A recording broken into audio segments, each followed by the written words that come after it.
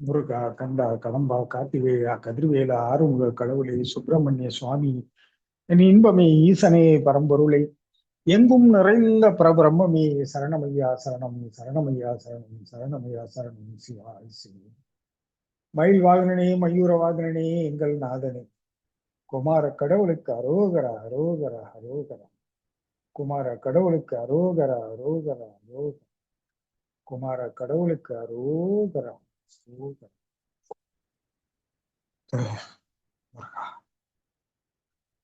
ஓம் குமர குருதாச குருப்பியோ நமஹ. ஓம் குமர குருதாச குருப்பியோ நமஹ. ஓம் குமர குருதாச குருப்பியோ நமஹ. ஓம் ரமணாய நமஹ. ஓம் ரமணாய நமஹ. ஓம் ரமணாய நமஹ.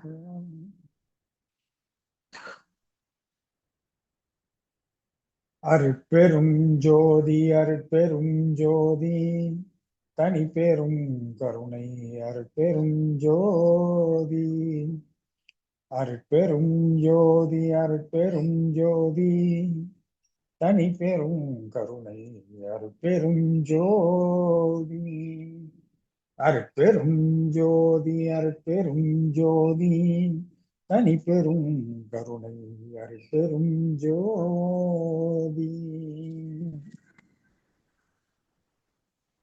ஓம் பிரிய பாபாஜி நம. ஓம் ஓம் பிரிய பாபாஜி நம. ஓம் பிரிய பாபாஜி நம. ஓம் முருகா சரணம், சிவாய் சிவம். ஓம் சங்கராய நமக.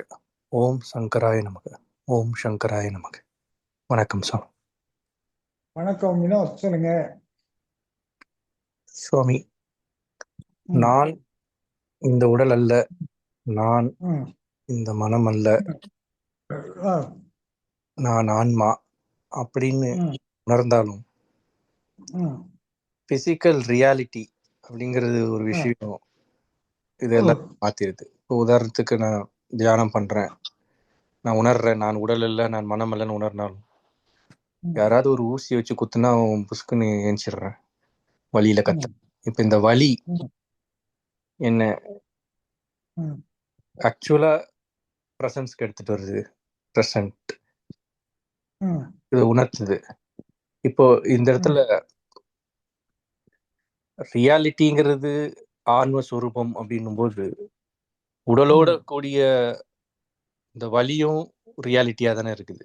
இதுல எப்படி பிரிச்சு பாக்குறது? பிசிக்கல் ரியாலிட்டி இஸ் தேர் அப்படின்ற மாதிரி இருக்கு. இதை பிரிக்க முடியலையே. அப்ப இந்த இடத்துல ஒரு ஒரு குழப்பம் ஏற்படுது எனக்கு.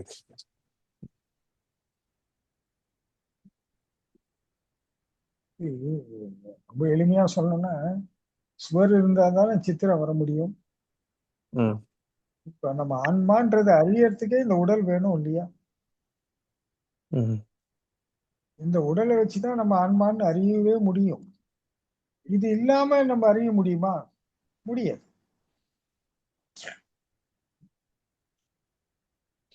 இப்ப இந்த மன நான் அல்ல, இந்த உடல் நான் அல்ல, இதெல்லாம் ஒரு இயக்கம், இதெல்லாம் இயங்கிக்கிட்டு இருக்கு. அதுல நாமும் ஒன்னும் இயங்கிக்கிட்டு இருக்கோம். ஆனா இந்த இயக்கத்துல இருந்து விடுபடணும்னா நாம் யாருன்னு தெரிஞ்சுக்கணும். அதுதான் நம்ம யாருன்னு தெரிஞ்சுக்கணும். நான் யார் கேளுன்னு சொல்லி பகவான் சொல்றேன். இந்த உடல்ல வலி, வேதனைகள், விரக்திகள் எல்லாமே இயல்பா வந்துகிட்டே தான் இருக்கும். இந்த உடல் இருக்கிற வரைக்கும் துன்பம்ன்றது இருக்கத்தான் செய்யும். ஆனால் இதையெல்லாம் நாம் முக்கியத்துவம் கொடுக்க, அந்த வழி அது ஒரு பக்கம் நடந்துகிட்டு தான் இருக்கும். இப்ப இந்த ஆன்மீக பாதையில வந்துட்டா நீங்க அப்படியே சுகபோகியாக வாழ்ந்துடலாம்னு நினைக்கிறீங்க. சரி, சுகபோகின்னா ஓகே, சுக யோகியாக வாழலாம்னு கூட நினைக்கிறீங்கன்னு வச்சுக்கோ. அது சாத்தியமே இல்லை. ஏன்னா உங்களுக்கு ஏதும் தெரியாமல் வாழ்ந்தால் நீ ஏதோ போய்கிட்டே இருப்ப வாழ்க்கையில. எல்லா சுகபோகிக்கு மட்டும் வாழ்க்கையில நோய் வராதா, வலி வராதா, வேதனை வராதான்னா நம்மளோட பன்மடங்கு அவனுக்கு வரும். என்ன ம். ஒண்ணு, அவன் பொண்டாட்டி மேலயோ புள்ள மேலயோ அடுத்தவங்க மேல அந்த வலியையும் வேதனையும் சுமக்க வச்சு இவன் கொஞ்சம் பகிர்ந்துக்கிட்டு அவங்களையும் வச்சுக்கிட்டு இவனும் வாழாம அடுத்தவங்களையும் வாழ விடாம எல்லாரையும் நாசம் பண்ணிட்டு இருப்பான். அவனும் வாழ மாட்டான், அடுத்தவங்களையும் வாழ விட மாட்டான். எல்லாம் இம்சையா வாழ்க்கை போயிட்டு இருக்கோம். ஏன் பிறந்தோம், ஏன் வந்தோம், ஏன் வலிக்குது, ஏன் அழுதோம், ஏது எதுவுமே தெரியாது. காலம் வந்தவன போயிடுவான், முடிஞ்சு போச்சு. ஆனால் இந்த பிரசன்ஸ் ஆஃப் மைண்ட்ல நம்ம எப்பவுமே இருக்கணும். நம்ம பிரசன்ஸ் ஆஃப் மைண்ட்ல இருக்கிறதுக்கு தான் யோகம் பண்றோம், தியானம் பண்றோம், மந்திரம் சொல்றோம், பிராணாயாமம் பண்றோம், சுவாச பயிற்சி பண்றோம். எல்லாம் எதுக்காக பண்றோம்னா நம்ம கவனத்தை மிகவும் கூர்மையாகவும் தெளிவாகவும் வைத்துக் கொள்வது. அதாவது நிகழ்காலத்தில் நான் என்ன செய்கின்றேன். இப்ப கடந்த கால அனுபவம் நம்மளை எத்தனையோ இன்னல்களுக்கு ஆளாக்குது. எதிர்காலத்து கனவுகள் எத்தனையோ விஷயங்களுக்கு ஆளாக்குது. ஆனால் எதிர்காலத்தில் காண வேண்டிய கனவை நிகழ்காலத்தில் செயல்படுத்தினால்தான் அந்த இடத்துக்கு போக முடியுன்றது யாருக்கும் தெரியறதில்லை. எல்லாரும் நேத்து நாளைன்னு போறதுனால நிகழ்காலத்தை இழந்து விடுகிறார்கள். நிகழ்காலத்தில் செய்ய வேண்டிய கடமையை தவறுவதால் எல்லாம் இன்னலும் இடையூறுகளும் வருகின்றன. இப்போ நீங்க இப்ப நிகழ்காலத்துல ஊசி குத்துனா வலிக்குதுன்னு தெரியுது. இதே ம். ஊசி குத்தாம பாதுகாத்துக்கணும் நாளைக்குன்னு ஏன் தெரியல?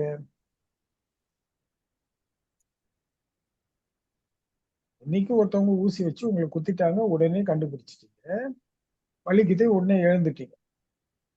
ம். ஆனா அவங்க ஏன் ஊசி வச்சு உங்களை குத்தணும்? அவன் ஏதோ நோண்டி காரணம் காரணம் தெரியாது. ஏன்னா இது ஒரு இருக்கான். சும்மா ஒரு பிரம்மைன்னு வச்சு இந்த ம். மாதிரி 1008 மன பிரம்மை தான் வாழ்க்கையாக அமைந்திருக்கிறது. ஒண்ணுல சினிமால ஒரு நாயகரை பார்க்கிறார்கள், அதை கண்டு ரசிக்கிறார்கள். அதுவே என் தலைவன், என் நானாக பாவிச்சு எல்லாம் போறாங்க. இன்னைக்கு தமிழக அரசாங்கமே அப்படி நடந்துகிட்டு இருக்கு. எதனால? ஏன்னா இவர்களுக்கெல்லாம் நாயகனாக நாம் இருக்க வேண்டும் என்ற விஷயம் இல்லை.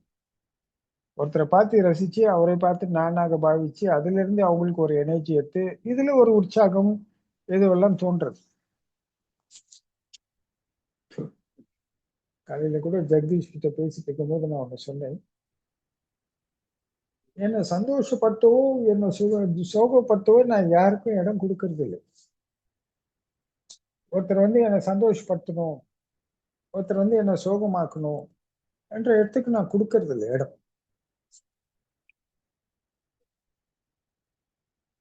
இது நான் எனக்கு கொடுக்கறது இல்லை, அவ்வளவுதான். அதுக்காக அவர் வந்து என்னை சந்தோஷப்படுத்தணும்னு முயற்சி பண்றவரை நான் தடுக்கிறதும் இல்லை, என்னை சோகப்படுத்தணும்னு நினைக்கிறவங்களே நானும் தடுக்கிறதும் இல்லை.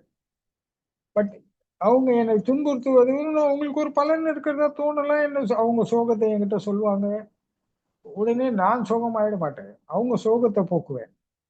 அவங்க என்னை துன்புறுத்த நினைத்தார்கள், அவங்க துன்பத்தை போக்குவேன். அவங்க துன்பமா இருக்கிறதுனால தானே என்ன துன்புறுத்துறாங்க. அவங்க இன்பமா இருந்தா என்ன இன்பமா தானே பார்ப்பாங்க. அதே மாதிரி என்ன அவங்க சந்தோஷப்படுத்துறதுக்கோ இதுக்கும் நான் வாய்ப்பு கொடுக்கறது இல்லை. ஏன் இந்த மாதிரி இருந்தா அதுதான் துணை கொண்டு அவங்க சிரிச்சா நான் சிரிக்கிறதும், நான் அவங்க இதானா அழுவதும், இந்த மாதிரி ஒரு இயக்கத்துக்குள்ள போகும். நம்ம அந்த இயக்கத்துக்குள்ள போல இந்த உடலுக்கு என்ன தேவையோ அது அத்தனையும் நாமளே தேடி கொடுத்துட வேண்டியது. இந்த மனதுக்கு என்ன தேவையோ அதையும் நாமளே தேடிக்கு கொடுத்துட வேண்டியது. இந்த உடலும் மனமும் சமநிலை அடைந்தால் நாம் ஆன்மாவை நோக்கி பயணிக்க போறோம். அடுத்து என்ன, ஆன்மாவுக்கு தான் போகும். இப்ப இந்த ஆன்மாவிலிருந்து வரும் அன்பு, அறிவு, திறன், ஆற்றல், அருள், கருணை, இரக்கம், பரிவு, கடவுளோட தன்மைகள் அனைத்தும் வெளிப்படும். வெளிப்பட வெளிப்பட இந்த உடல் வந்து எனக்கு பாரம் அல்ல. இந்த உடல் மிக பலமாகவும், மனம் எப்போதும் சலனமற்ற நிலை. இந்த மனதில் என்ன இருக்கும்? குழப்பம் இருக்காது, தெளிவு இருக்கும். மன அமைதி இருக்கும், மன உறுதி இருக்கும், மன தைரியம் இருக்கும், நல் ஒழுக்கம் இருக்கும், பண்பு இருக்கும், சீர் இருக்கும், சிறப்பு இருக்கும்.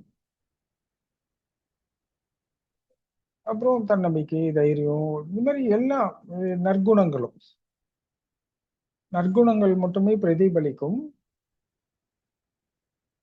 எதிர்மறை எண்ணங்களோ எதிர்மறை ஆற்றலோ எதுவுமே இருக்காது. இப்ப என்னை காண்பவர்களுக்கும் சரி, என்னை பக் ஒரு பக்தர்களா இருக்கலாம், இல்ல என் சீடர்களாக இருக்கலாம், என்னை பின்பற்றுவர்களா இருக்கலாம். அவங்களுக்கு எல்லாம் இல்ல வெறுமா ஏதோ ஒரு நம்பிக்கை வைத்தவர்கள் என் மேல், அவர்களுக்கெல்லாம் இந்த பலன் கிடைக்கும்.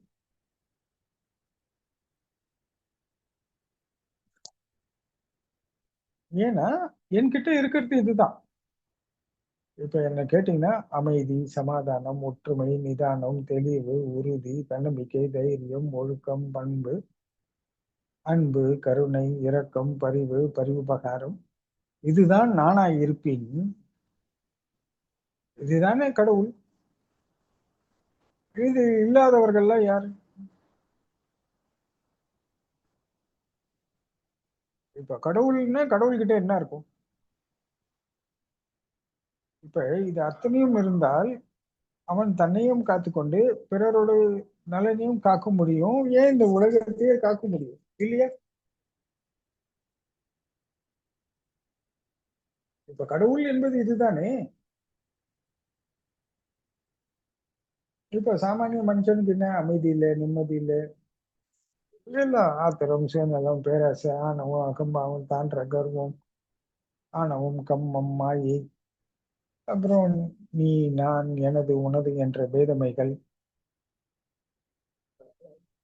எல்லாம் எதிர்மறை. இதுதான் இயல்பாக இருக்கிறது. ஆனால் கடவுள் என்பது இதெல்லாம் இருக்கிறதுனால தான் எல்லாரும் கடவுளை தேடுறான், எல்லாரும் கடவுளை வணங்குறான். ஏன்னா அவனுக்கு ஒரு நிலைக்கு மேல பாரம் தாங்க முடியலன்னு கடவுள் கிட்ட வரும். சரி, கடவுளை வணங்குறவன்லாம் நல்லவனா அப்படின்னு நீங்க அடுத்த கேள்விக்கு வருவீங்க. நான் அதுக்கும் பதில் சொல்லிடுறேன், அப்படி இல்லை.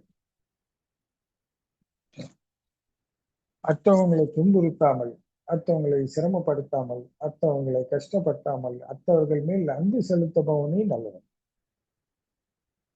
அடுத்தவங்க நலனுக்காக தன்னை வருத்திக் கொள்பவன், அடுத்தவங்க நலனுக்காக தன் வாழ்வை அர்ப்பணிப்பவன், தன் சொந்த சுக துக்கங்களுக்காக பிறரை எந்த துன்பத்துக்கும் ஆளாக்காதவன், இவன் எல்லாம் நல்லவன். தன்னை உயர்த்தி கொள்ள பிறரை தாழ்த்தாமல், இந்த மாதிரி எல்லாம் இருக்கிறவங்க தான் நல்லவங்க. இது ஒரு பொதுப்படையான நல்லது. இப்ப நான் சாமியை வழிபடுறவங்க எல்லாம், கடவுளை கும்பிடுறவங்க எல்லாம் நல்லவங்களான்னு கேட்டுட்டீங்கன்னா அது இல்லை. தன்னை காப்பாத்தி கொள்றதுக்கும் மத பழக்க வழக்கங்களுக்காகவும் இருக்கலாம். இல்ல நாம் செய்யற தவறுகளே அவனுக்கு எதிரியா, அவனுக்கு அவனே எதிரியா இருக்கிற சூழ்நிலைகள்லாம் வரும். நிறைய பேர் அப்படிதான் இருப்பாங்க. அப்படிலாம் இல்லாம வாழ்க்கைன்னா உண்மையா வாழணும். இந்த உண்மையா வாழும்போது மட்டும்தான் நாம் கடவுள்கிட்ட நெருங்க முடியும் அப்படின்றது நம்மளுக்கு முன்னாடி உள்ள யோகிகள், ஞானிகள், சித்தர்கள், முன்னோர்கள் எல்லாம் நம்மளுக்கு போதித்திருக்கிறாங்க. ஆனா என்ன பண்றது, இந்த மாயை உலகத்திலே ஆசா பாசம் சுக துக்கங்கள் ஏன் எதுக்குன்னு எதுவும் தெரியாம அது எது நம்மளை இயக்கப்படும் போது அதை எதிர்க்கவோ தவிர்க்கவோ ஒன்றும் பண்ண முடியும். அதனால எல்லாரும் அதுகிட்ட பணிஞ்சு போய் எல்லாம் போய் பலவீனமான மனிதர்களாக வாழ்க்கையில எதுவும் தெரியாம எல்லாமே பாருங்க உள்ள இருந்து தான் வருது, ஒண்ணு கூட வெளியே இருந்து வரல. இப்ப நீங்க கண்ணால பாக்குறீங்க, காதால கேட்கறீங்க, உள்ள இருந்து ஒரு விஷயம் வெளியே வருது. அது நேர்மையா வரல, நேர்மறையாக வரல, எதிர்மறையாக வருது.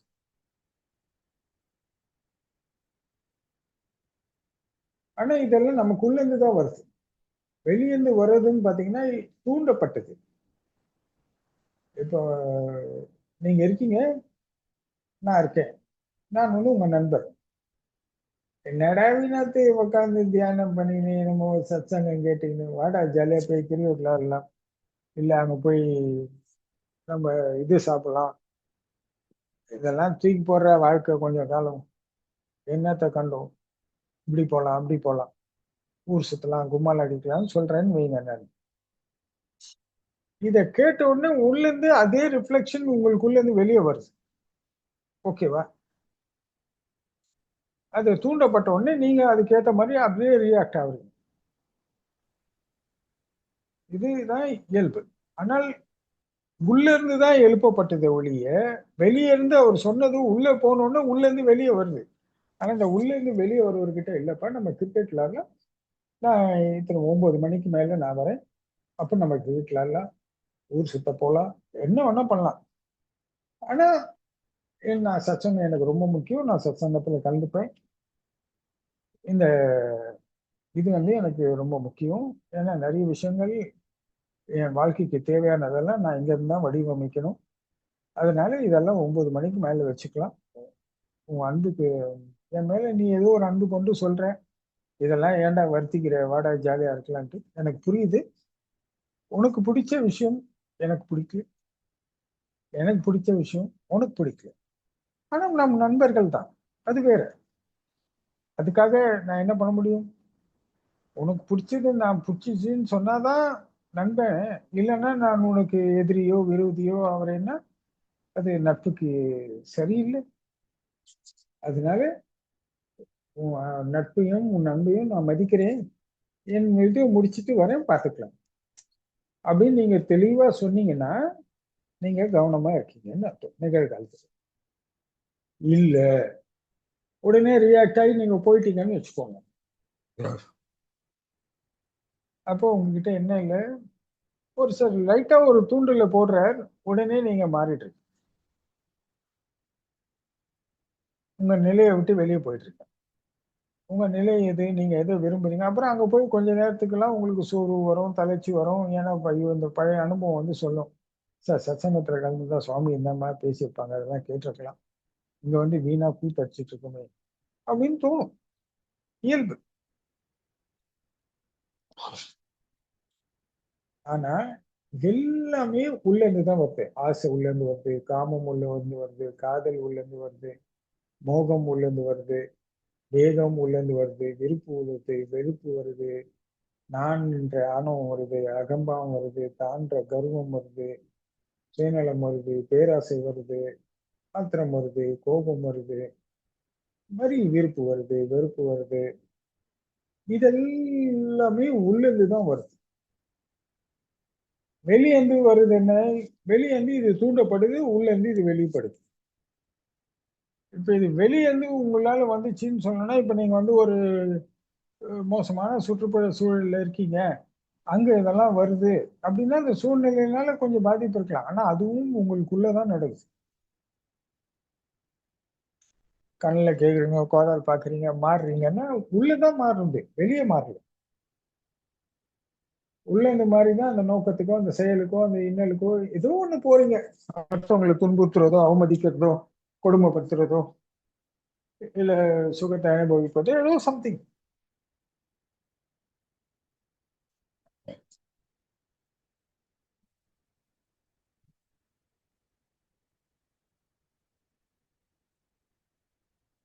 அப்போ இந்த மனதிலும் உடலிலும் இந்த பதிவுகள் தான் நமக்கு நிறைய இருக்கு.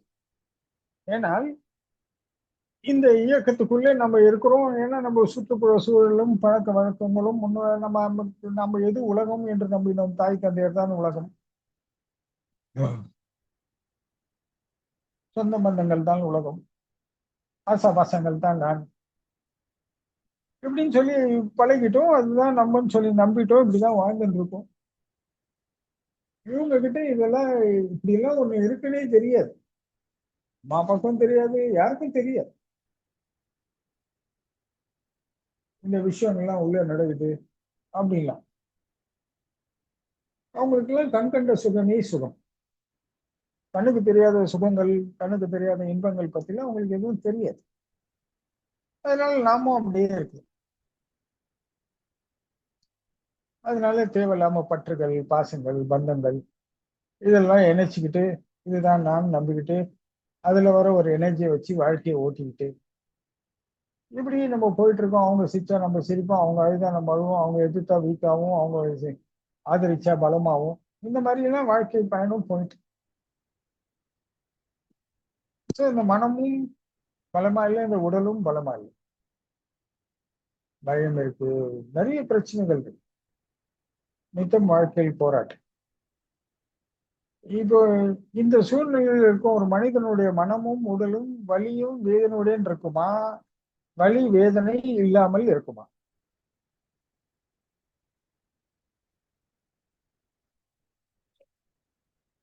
சொல்லுங்க வேண்டாம்.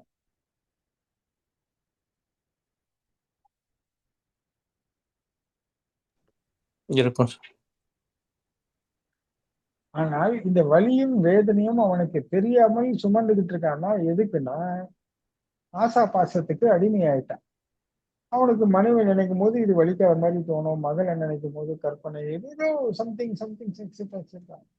ஆனால் இந்த வலியும் வேதனையும் இருந்துகிட்டே தான் இருக்கும். ஒண்ணு ஒண்ணு டேமேஜ் ஆகும் போதுல நோய் வர ஆரம்பிக்கும். வயசுல எல்லாம் தாங்கி ஓடிடும். வயதாக வயதாக ஒரு ஒரு மிஷினா ரிப்பேர் ஆகிக்கிட்டே இருக்கும். அப்புறம் எல்லாம் முடிஞ்சிடும். இதான் நடக்கும். ஸோ இப்ப இந்த மனமும் உடலுக்கும் நீ எவ்வளவு தேடி கொடுத்தாலும் அதை நிறைவு கொள்ள போறதில்லை, திருப்தி கொள்ள போறதில்லை, எதுவுமே நடக்க போறதில்லை.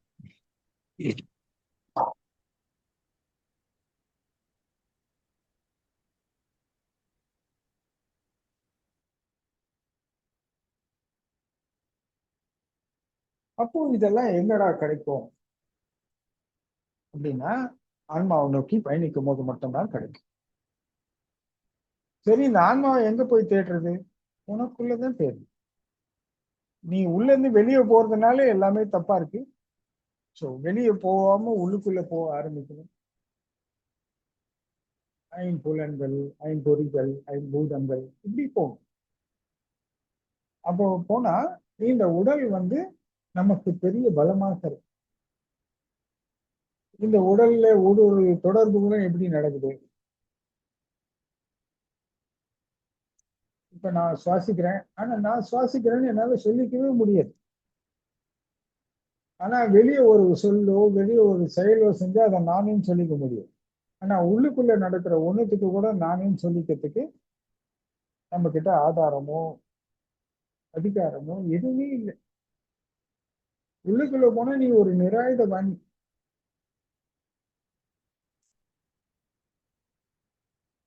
உன் வாழ்க்கைக்கு உத்தரவாதமோ பாதுகாப்போ ஒன்றும் கிடையாது. உன் உயிருக்கும் கிடையாது. ஆனால் இந்நாள் இந்த உயிருக்கும் உன் வாழ்க்கைக்கும் உத்தரவாதமும் பாதுகாப்பும் ஏற்படுத்தி கொள்ள முடியும். எப்பொழுது கடவுள் ஆன்மான்ற நோக்கத்துக்கு போகும்.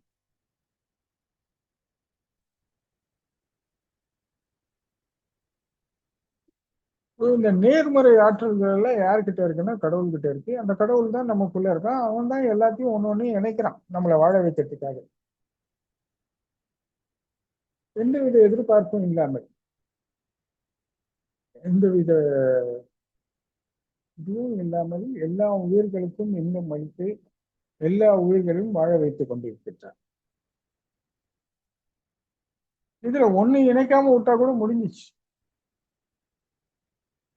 அவன் எப்படி இருக்கிறான் என்றால் ஒளி ஒளியாக இருக்கின்றான். ஒளி ஒளி தான் சவுண்ட் அண்ட் லைட் அருட்பெரும் ஜோதின்னு சொல்லுவோம் கூட சொல்லி.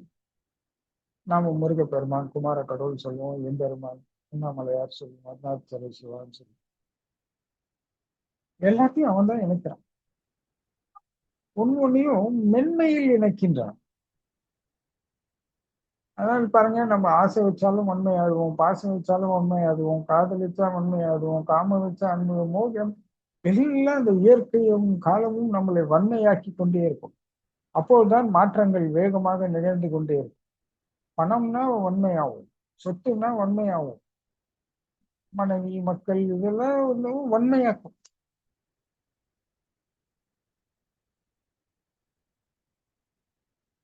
ஆனால் உங்களை வன்மையாக்குகின்ற ஒரு விஷயம் கூட உங்களுக்கு நன்மை செய்கின்றதுதான் பெரிய.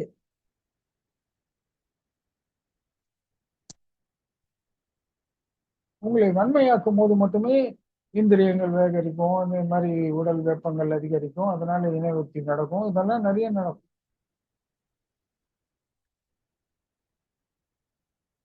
அதனால்தான் வள்ளல் பிரான் சொல்றாரு இந்திரிய ஒழுக்கம். அதாவது இந்த இந்திரியங்கள் கூட சுத்தமா இருக்கணும்ன்ற எண்ணங்கள் கலக்காமல் இருந்தால் அது அதன் வேகத்தை காட்டாது. அதற்கு இந்த மென்மையை கொண்டு போய் சேர்த்தால் அது மென்மையாக இருக்கும். அப்போ அந்த அது அதன் இனவிருத்திக்கு செல்லாமல் சுக்கிலமாகவும் சொல்லி சொல்றாரு. அது ஒரு விஷயம். இந்த இப்ப நீங்க வலிக்குது அப்படின்னு நீங்க சொன்னீங்க இல்லையா, ஒரு ஊசி வச்சு குத்தினா வலிக்குதுன்னு. இந்த வலிக்குதுன்னு சொன்னது யாரு? மனம் சொல்லிச்சா, உடல் சொல்லிச்சா? உடல். உடல் எங்க சொல்லு பேசுமா உடல்? வலி உடல்ல இருந்து தானே வந்தது. வலி உடல்ல இருந்து வந்தது நீங்க உணர்ந்தீங்க. ஹான் கத்துனது யாரு?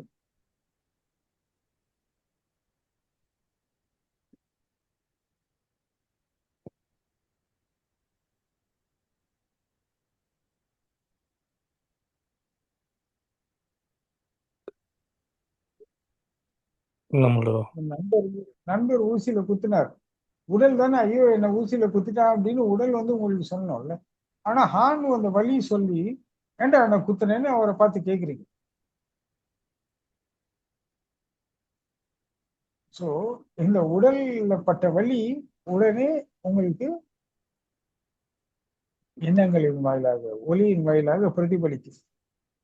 கத்துறீங்க, ஐயோ அம்மா முடியல, அந்த சத்தத்தின் வாயிலாக வெளியே போகுது.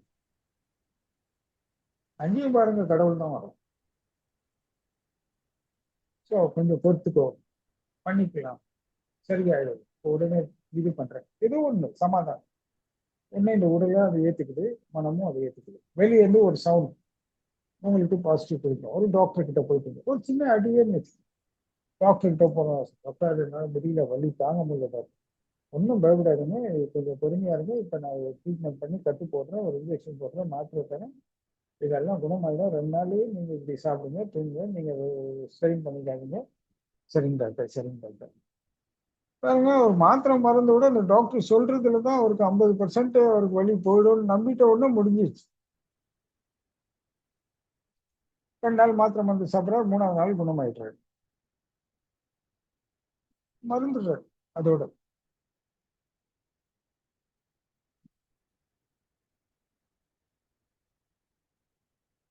இதெல்லாம் வெறும் ஒரு அனுபவங்களாக, ஒரு பதிவுகளாக நம்மள நிறைய விஷயங்கள் இயங்கிக்கிட்டே இருக்கு.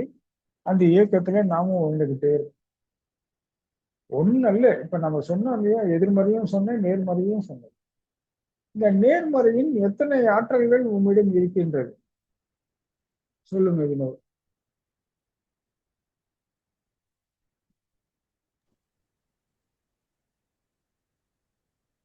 கம்மியா தான் இருக்கு.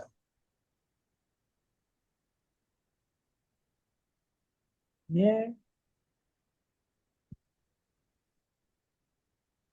சுற்றுப்புற சூழலும் நாம் வாழ்ந்த வாழ்க்கை முறையும் எல்லாம் எதிர்மறையாகவே வாழ பழகிடுச்சு.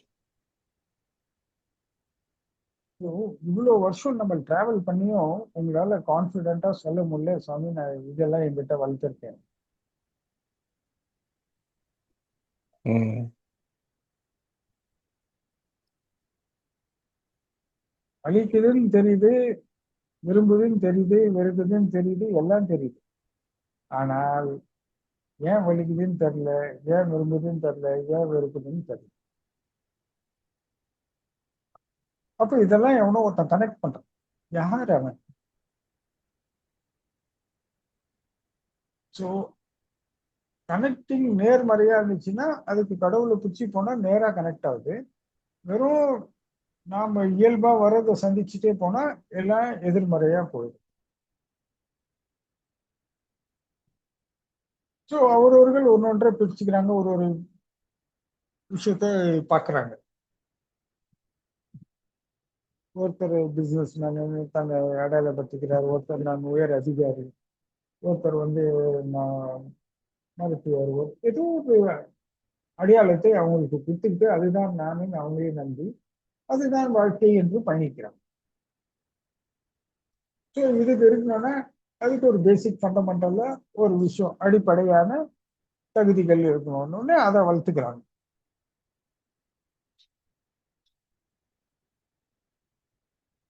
இதெல்லாம் பாருங்க வெறும் மனம் உடலை சார்ந்தே நடக்குது. இதற்கு தேவையான அறிவை மட்டும் வளர்க்குறாங்க. அதை காப்பாற்றுவதற்கும் அதை வளர்ப்பதற்கு மட்டுமே அவங்க பயன்படுத்துறாங்க.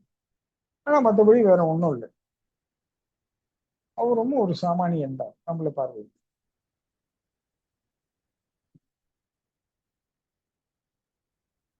இப்போ இந்த உடல் தான் நானும் சொல்லி நம்புனா இப்போ ஊசி குத்துன வலியே கத்துது வலிக்குதுன்னு துடிக்கிறோம் எல்லாம் பண்றோம். ஆனா அந்த உடலுக்கு சேர்ந்து துடிக்குதா? உள்ளுக்குள்ள ஏதோ ஒண்ணு துடிக்குது. ஐயோ தாங்க முடியல இப்படி பண்ணிட்டானே பாவி, நல்லா இருப்பானா நாசமா போவேன்னு அவனை சகிக்கின்ற. இப்போ மனம் எப்படி கனெக்ட் ஆயிடுச்சு? மனம் தான் இந்த இந்த வலி வேதனையை வெளியே சொல்லுது.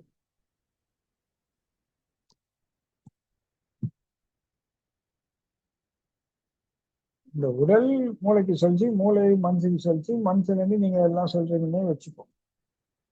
ஸோ இந்த வலியை தாங்கணும்னா முதல்ல என்ன பண்றோம், மனசை கொண்டு போய் அமைதிப்படுத்தி ஏதோ அப்படியே பொறுமையா இருந்து வேற வழியில தாங்கிதான் ஆகணும், எல்லாரும் தாங்குறாங்க. இந்த வழியில சுகமான வழி, பாதகமான வழி, நிறைய வழிக்கு நிறைய பேர்கள்லாம் இருக்கு. இப்ப சுகமான வழியை எல்லாரும் வழின்னு தெரிஞ்சு ரசிப்பாங்க, ஏத்துப்பாங்க. அது வழின்னு தெரியும், அது துன்பம்னு தெரியும், ஆனா அதை ரசிப்பாங்க, ஏத்துப்பாங்க. ஏன்னா அது சுகம் இருக்காது கூட, அதனால அது அவங்களுக்கு வலிக்காது. சுகம் இல்லாமல் வந்த வலிதான் ஐயோன்னு கத்துற வலி. சுகத்தோட வலி வந்தா ஏத்துப்பாங்க, சுகம் இல்லாமல் வலி வந்தா ஏத்துக்க மாட்டாங்க. இப்போ இதே ஊசிய உங்க மனைவி சும்மா கொஞ்சம் எல்லாம் உங்களை குத்துறாங்கன்னு நோக்கும், அப்போ உங்களுக்கு வலிக்குமா? நான் சொன்னா கேட்கவே மாட்டேங்க அப்படின்னு சொல்லி சும்மா ஒரு குத்து குத்துறாங்க, அப்போ உங்களுக்கு வலிக்குமா? சிரிப்பீங்களா? ஏய் வலிக்குது கொஞ்சினே சொல்லுவீங்க. ஏன்? அப்போ உங்க உடம்பு இது வலின்னு சொல்லுவீங்க. அப்போ எப்படி மாறுது? சுகமான வலியா மாறுது. திரும்பி பாருங்க, எதனா பண்ண சொன்னீங்க நான் குதிர்வேன். சரி இந்தா குத்து, இப்ப குத்து, கை காட்டுவீங்க குத்த சொல்லி. அந்த வலியை நீங்க பேர் பண்ண தயாராகிடுவீங்க. ஏன்னா அந்த சுகம் கலந்துருது, ஏத்துக்குது. சுகம் இல்லாம வேற யாருன்னா நீங்க தியானம் பண்ணும்போது குத்திட்டீங்கன்னா ஐயோன்னு கத்துவீங்க. ஏன்னா உங்க நோக்கம் அப்போ இந்த சுகத்துல இருந்து விடுதலை பண்ற நேரம் போது உங்களுக்கு பெருசா தெரியும். சுகத்தோடயே இருக்கும்போது அந்த வழி ஒன்றும் பெருசா தெரியாது.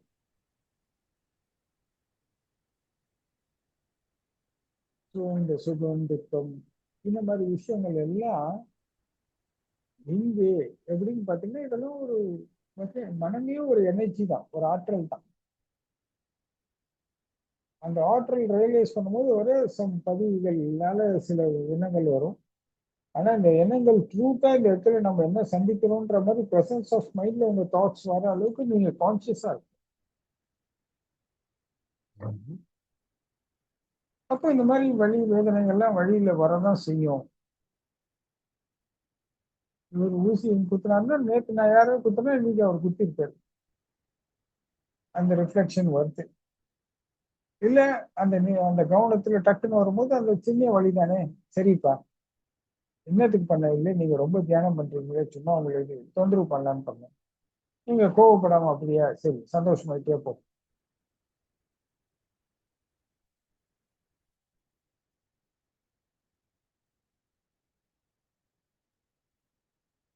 இப்போ இந்த வலி, இந்த மனம் பாத்தீங்கன்னா ஒரு எனர்ஜியா இருக்கு. இந்த உடம்புல எத்தனையோ இயக்கங்கள் இருக்கு. இந்த இயக்கத்துல எது எங்க ஆரம்பிக்குது எங்க முடியுதுன்னு ஒண்ணுமே தெரியாது. இது இங்க இருக்கு, இது இங்க பிரச்சனை, இது இங்க வழி, நீ இதை செய், நீ அதை செய்யின்னு சொல்லி நமக்கு உள்ள இருந்து கடவுள் வழிகாட்டி கொண்டிருக்கிறார். அதனால்தான் அவன் ஆன்மாவா இருக்கிறான்னு சொல்லு. எல்லாமே உள்ளதான் தெரியுது, உள்ள இருந்துதான் வெளியே வருது, வெளியே இருந்துதான் உள்ள போகுது. ஒரு பெண்ணை பார்க்கிறோம், மோகம் வைக்கிறோம்.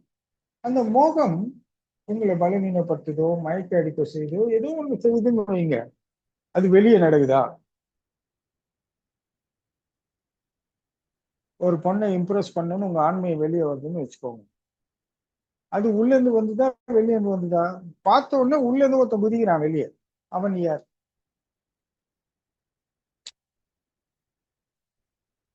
இப்ப இவன் மனமா, இல்ல உடலா? உடல் தேவைக்காக இந்த மனம் சொல்தா, இல்ல மனம் தேவைக்காக இந்த உடல் சொல்தா? ஏன்னா உள்ள எல்லாமே தப்பா இருக்கிறதுனால பலவீனமா இருக்காங்க. எப்போதும் எல்லாருக்கும் சுகமா இருக்கணும், நிம்மதியா இருக்கணும், நினைச்சதெல்லாம் நடக்கணும், என்னெல்லாம் பாக்குறோமோ கிடைக்கணும், வேண்டியதெல்லாம் கிடைக்கணும், இப்படிதான் எல்லாரோட எதிர்பார்ப்பும் இருக்கும். ஆனா அதுக்காக நாம என்ன பண்ணியிருக்கோம்னு பாத்தீங்கன்னா ஒண்ணும் பண்ண மாட்டாங்க. ஆனா எல்லாம் மனசால் தானே, அது ஒண்ணு ஒண்ணும் பண்ணலாம், கற்பனைக்கு அளவே இல்லை. நான் கடவுளை கும்பிடுறேன், நான் சுவாமியை நம்பினேங்க. சாமி எதுக்கு இருக்கிறாங்க? அவர் நம்பிட்டாருன்னா எல்லாமே செஞ்சிடும். கடவுள்ல எல்லாரும் நிறைய பேர் பார்த்திருக்கீங்களா, கடவுளை ஒரு வேலைக்காரனாக தான் நினைப்பார்கள். இவங்க என்ன கேட்குறாங்களோ, இவங்க என்ன பண்றாங்களோ, இவங்க என்ன மாத்திக்கிட்டே இருப்பாங்க. இப்ப கேட்டுட்டே இருப்பாங்க, அடுத்த 3வது நிமிஷம் அதை விட்டுட்டு வேற ஒண்ணு கேட்டுட்டு இருப்பாங்க. அதுவே அவங்க மறந்துருப்பாங்க. கடவுள் முதல்ல இருக்கிறதுக்கு வேலையை ஆரம்பிக்கிறதுக்குள்ளே இன்னொருத்துக்கு போய் எங்கெங்கயோ போயிடுவாங்க. அப்புறம் கடவுளை குறை சொல்லுவாங்க, நீ எல்லாம் எதுக்கு சாமி இருக்கிற? அவங்களுக்கு எல்லாம் என்னன்னா அவங்க நம்பிட்டாங்க, அவங்க மேல நம்பிக்கை வச்சுட்டாங்க, கடவுள் மேல நம்பிக்கை வச்சுட்டாங்க. இல்ல அவங்க பிரார்த்தனை செஞ்சுட்டாங்க, நடக்கலன்னா ஏன் நடக்கல கோவப்படுவாங்க, உரிமையா சண்டை போடுவாங்க, திட்டுவாங்க, எல்லாம் செய்வாங்க. இவங்க என்னமோ எல்லாம் கொடுத்து வச்ச மாதிரி, கடவுள் என்னமோ இவங்க சொல்றதெல்லாம் கேட்டு இவங்களுக்காக மட்டுமே கடவுள் வேலை செய்யணுன்ற மாதிரிலாம் எதிர்பார்ப்பாங்க. இது அறியாமைன்னு சொல்றதை விட இது ஒரு வகையான ஆணவத்தின் பிரதிபலிப்பு. எல்லாம் நான் வச்சேன், நான் நம்பிக்கை வச்சேன், நான் வச்சேன், நான் வணங்கினேன், நான் குதிச்சேன், நான் பாராயணம் பண்ணேன், நான் மந்திரம் சொன்னேன். ஸோ இதெல்லாம் யாருக்காக சொன்னேன்?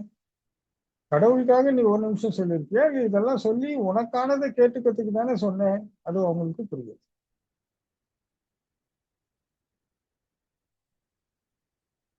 அதனால இந்த ஆன்மான்ற ஒரு விஷயம் வரும்போது மட்டும்தான் நமக்கு இந்த மனம் உடல் எல்லாம் எதிர்மறையாக செயல்படுறது, நேர்மறையா நம்ம இல்லை. என்ன எல்லைக்கு போனாலும் முடிவில்லை. குடிக்கிறான், போதை தெளிஞ்ச உடனே திரும்பவும் நிகழ்காலத்தை சந்திக்கிறது இல்லாம திரும்ப போய் குடிக்கிறான். சிகரெட் குடிக்கிறான், நான்வெஜ், அது இது வகையான உணவு, துணிமணிகள், கார், பங்களா, ஒண்ணும் மாறல. ஆனால் எதுவுமே இல்லாமல் அமைதியாக ஒரு இடத்துல உட்கார்ந்து ஒரு தியானத்தின் வாயிலாக அப்படியே எம்பெருமானையே ஆராதிச்சுட்டே போறோம். ஓம் நம சிவாய், ஓம் நம சிவாய், ஓம் நம சிவாய்ன்னு சொல்லும் போது வெளியே போனது அத்தனையும் உள்ள போகுது. உள்ள போனது சும்மா போலாம ஒரு எல்லாத்தையும் ஒருநிலைப்படுத்துது. இந்த மனதையும் உடலையும் ஒன்ன இணைச்சி உங்க சொல்லும் செயலும் ஒரே நேர்கத்துக்கு வரும். உங்க கவனம் சீராவது. அப்போ உள்ள இருந்து இந்த நேர்மறை ஆற்றலை நாம் வளர்க்க வேண்டியது நம் கடனாக இருக்கிறது. உனக்கு வேணுன்றது நீதான் உழைத்து எடுக்கணும்னு சொல்லிட்டு உங்ககிட்ட எல்லாமே இருக்கு, நீ பயன்படுத்தாம வைத்து விட்டு எனக்கு இது இல்லை அது இல்லை நான் எப்படி ஆன்மா நம்புதுன்னா நீ அனுபவிச்சாதானே உனக்கு தெரியும். இந்த உடல் என்ன பண்ணுது உனக்கு, மனம் என்ன பண்ணுது உனக்கு. ஆனால் உனக்கு நன்மை பயப்பது ஆன்மாதான். இந்த உடலை நிம்மதியாக்குகிறது, மனதை அமைதியாக்குகிறது. தேவையற்ற குழப்பங்களோ, தேவையற்ற சஞ்சலங்களோ, சபலங்களோ, கோப தாபங்களோ, விரக தாபங்களோ ஏற்படாமல் உன்னை ஆன்மா தடுத்து உன் கவனத்தை சீராக்கி ஆரோக்கியமாக வாழ வைப்பதோட, இந்த மனமும் உடலும் சுமை தாங்கி அல்ல, இது சுதந்திரமாக செயல்படக்கூடிய ஒன்று என்ற அனுபவத்தை ஆன்மாதான் கொடுக்கும். இந்த நேர்மறை ஆற்றல்களை நீங்க அனுபவிக்கும் போது உங்களுக்கு புரியும், இந்த உடல் உங்களுக்கு நன்மை செஞ்சுதா, உங்களுக்கே நல்லா தெரியும். இந்த மனம் உங்களுக்கு நன்மை செஞ்சுதா, தீமை செஞ்சுதான்றது உங்களுக்கே நல்லா தெரியும். இதுங்க ரெண்டுத்துக்கும் நீங்க வேலை செஞ்சு சோர்ந்து போயிட்டீங்க. எங்க கொண்டு போய் என்ன கொடுத்தாலும் பத்தல பத்தல பத்தல, அண்டா குண்டா அடகு வச்சு பத்தல பத்தல பத்தல தான். ஆனா இந்த ஆன்மா ஒன்றில் போயிட்டு இந்த மனம் உடலோட இணைந்து நீங்க பந்த பாசம் சுக துக்கங்களுக்கு ஆளாக்கி, பெற்ற பிள்ளைகிட்ட இல்லைப்பா, அப்பா கிட்ட காசு இல்லை, வருமானம் வரும்போது உங்களுக்கு வாங்கி தரேன் அப்படின்னு சொன்னா ஒத்துக்க மாட்டாங்க. அடம் பிடிப்பாங்க, அழுவாங்க, எதிர்ப்பாங்க, இதெல்லாம் பண்ணுவாங்க. ஆனால் கடவுள்கிட்ட போய், முருகா என் பையன் அங்க கேட்கிறான், என்னால இது வாங்கி கொடுக்க முடியல, அதற்கான என் தகுதியோ இல்லை, அந்த அன்போட இந்த மாதிரி இருக்கு சூழ்நிலைன்னு நீங்க சொல்லி பாருங்க, உடனே அவன் ஒத்துப்பான். பரவாயில்லப்பா, நீ அடுத்த முறை எனக்கு வாங்கி கொடு, நான் கேட்டேன் உங்ககிட்ட இல்லைன்னா அது ஒத்துப்பான். ஏன்னா அதுல அன்பு கலந்து அந்த நேர்மறை ஆற்றல் அவனுக்கு சூழ்நிலையை புரிய வைக்கின்றது. ஆனால் நீங்க இப்படி சொன்னீங்கன்னா அவன் புரிஞ்சுக்க மாட்டான், அவன் கோவப்படுவான், ஆத்திரப்படுவான், அடம் பிடிப்பான், உடனே உங்களுக்கு கோவம் வரீங்க, அடிப்பீங்க, கொல்லுவீங்க, இதெல்லாம் நடக்கும். எல்லாரும் என்கிட்ட கேட்பாங்க அம்மா அப்பாங்கெல்லாம், நாங்க சொன்ன பொருட்டா கூட மதிக்க மாட்டா சார், நீங்க சொன்னா மட்டும் எப்படி சாமி கேட்கிறாங்க. நான் என்ன சொல்ல முடியும்? என்கிட்ட என்னங்க இருக்கு, அன்பு இருக்குங்க, அவனையும் நான் மதிச்சு அவனோட பிரச்சனையில அவன் சூழ்நிலையில நின்று நான் பாக்குறேன், அந்த சூழ்நிலையில இருந்து நான் அவனுக்கு பதில் சொல்றேன், அதை அன்பா சொல்றேன், அவனுக்கு புரியுது, உடனே ஏத்துக்கிட்டு மதிச்சு நடக்கிறான். ஆனா நீங்க ஆசா பாசங்களோட அவனை ஏற்க போகும்போது அவனுக்கு பாரமா இருக்கு, உங்களோட எண்ணங்களுக்கு அவன் பிரதிபலிக்க வேண்டும்ன்ற மாதிரி தோன்றதுனால அவனுக்கு அது முடியல. ஸோ இதெல்லாம் புரிஞ்சு நடக்கிறோம், ஒன்றும் இல்லை, அன்பா சொல்றேன், அவ்வளவுதாங்க. எல்லாரும் பேசுவாங்க, அம்மா அப்பாங்கெல்லாம் பசங்களை பத்தி கம்ப்ளைண்ட் பண்ணுவாங்க. நான் சொல்லி நீங்க இது செய்யுங்க, இப்படி சொல்லுங்க, நான் பாத்துக்கிறேன் அப்படின்னு சொல்றேன்னு வச்சுக்கலேன். சாமி அதை நீங்களே அவங்ககிட்ட ஃபோன் கொடுக்குறேன் சொல்லிடுங்க, அவங்களுக்கே தெரியும் நான் சொன்னா அவன் கேட்க மாட்டான்.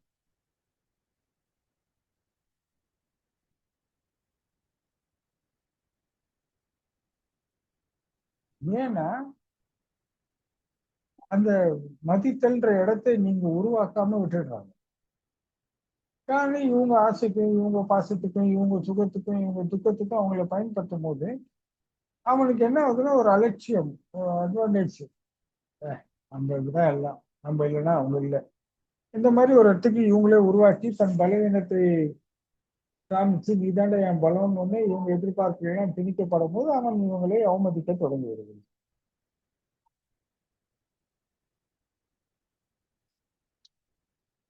அதனால இந்த அன்பை பத்தி, அன்பு இப்ப நம்ம தியானம் பண்ணி 3 முறை ஓம் நம சிவாய சொல்றோம், உங்க உடல் மனம் எல்லாம் ஒரு அப்படியே மென்மையாக்கிட்டு.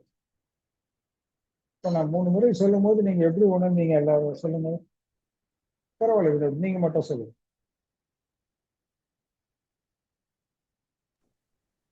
அமைதியா உணர்ந்து. அப்போ உள்ளுக்குள்ளே இவ்வளோ வேகம், இவ்வளோ பிரச்சனை இருந்தது, அந்த 3 மந்திரத்துல உள்ள நடக்குது மாற்றம் தருதுன்னா நிகழ்வுகள் எதுவும் வெளியே இல்லைன்றது புரியுது இல்லையா?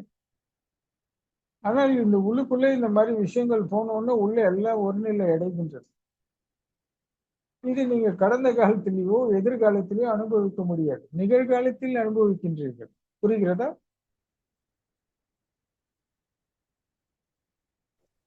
புரியுது. இப்ப இந்த நிகழ்காலத்துல இதை அனுபவிக்கும் போது இந்த அனுபவத்தை நீங்க வளர்த்தீர்கள் என்றால் எதிர்காலமும் உங்களுக்கு அமைதி. எதிர்காலம் ஆனந்தம், எதிர்காலம் பேரானந்தம், எதிர்காலத்தில் நீங்கள் அருளாளர், எதிர்காலத்தில் உங்க மனம் உங்களை சஞ்சலம், சோர்வு, சலிப்பு, தளர்ச்சி என்ற இடத்துக்கு கொண்டு போனது அமைதி, சமாதானம், ஒற்றுமை, நிதானம், தெளிவு, உறுதி என்ற இடத்துக்கு கொண்டு போனால் நீங்கள் மனவள கலை நிபுணராகிவிட்டீர்கள். இல்லை, உங்களுக்கு சோர்வும் தளர்ச்சியும் கோபமும் தாபமும் விரகதாபமும் ஆசையும் பாசமும் சொந்தமும் பந்தமும் காமமும் குரோதமும் வஞ்சகமும் பழிவாங்குதலும் இருந்தால்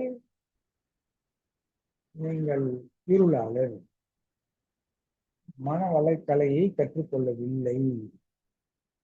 அப்படி என்றால் என்ன? தெரியாது.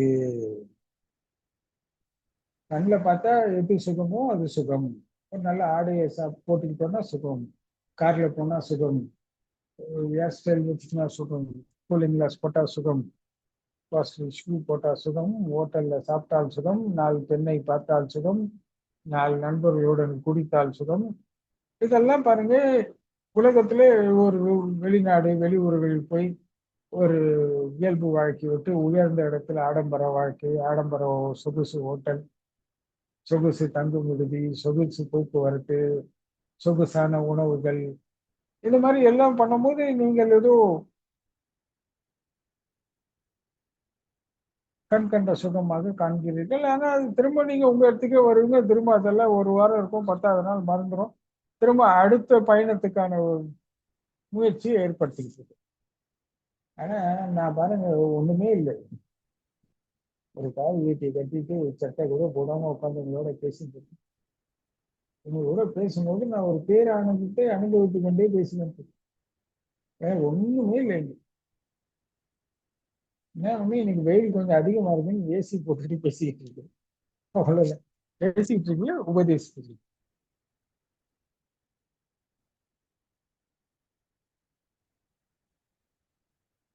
இதுவும் கடவுள் வாய்ப்பு கொடுத்தான், அதனால தெரிஞ்சுக்கணும். இதே நான் கோயில்ல இருந்து பேசிட்டு இருந்தேன்னா என்ன பண்ணிருப்ப?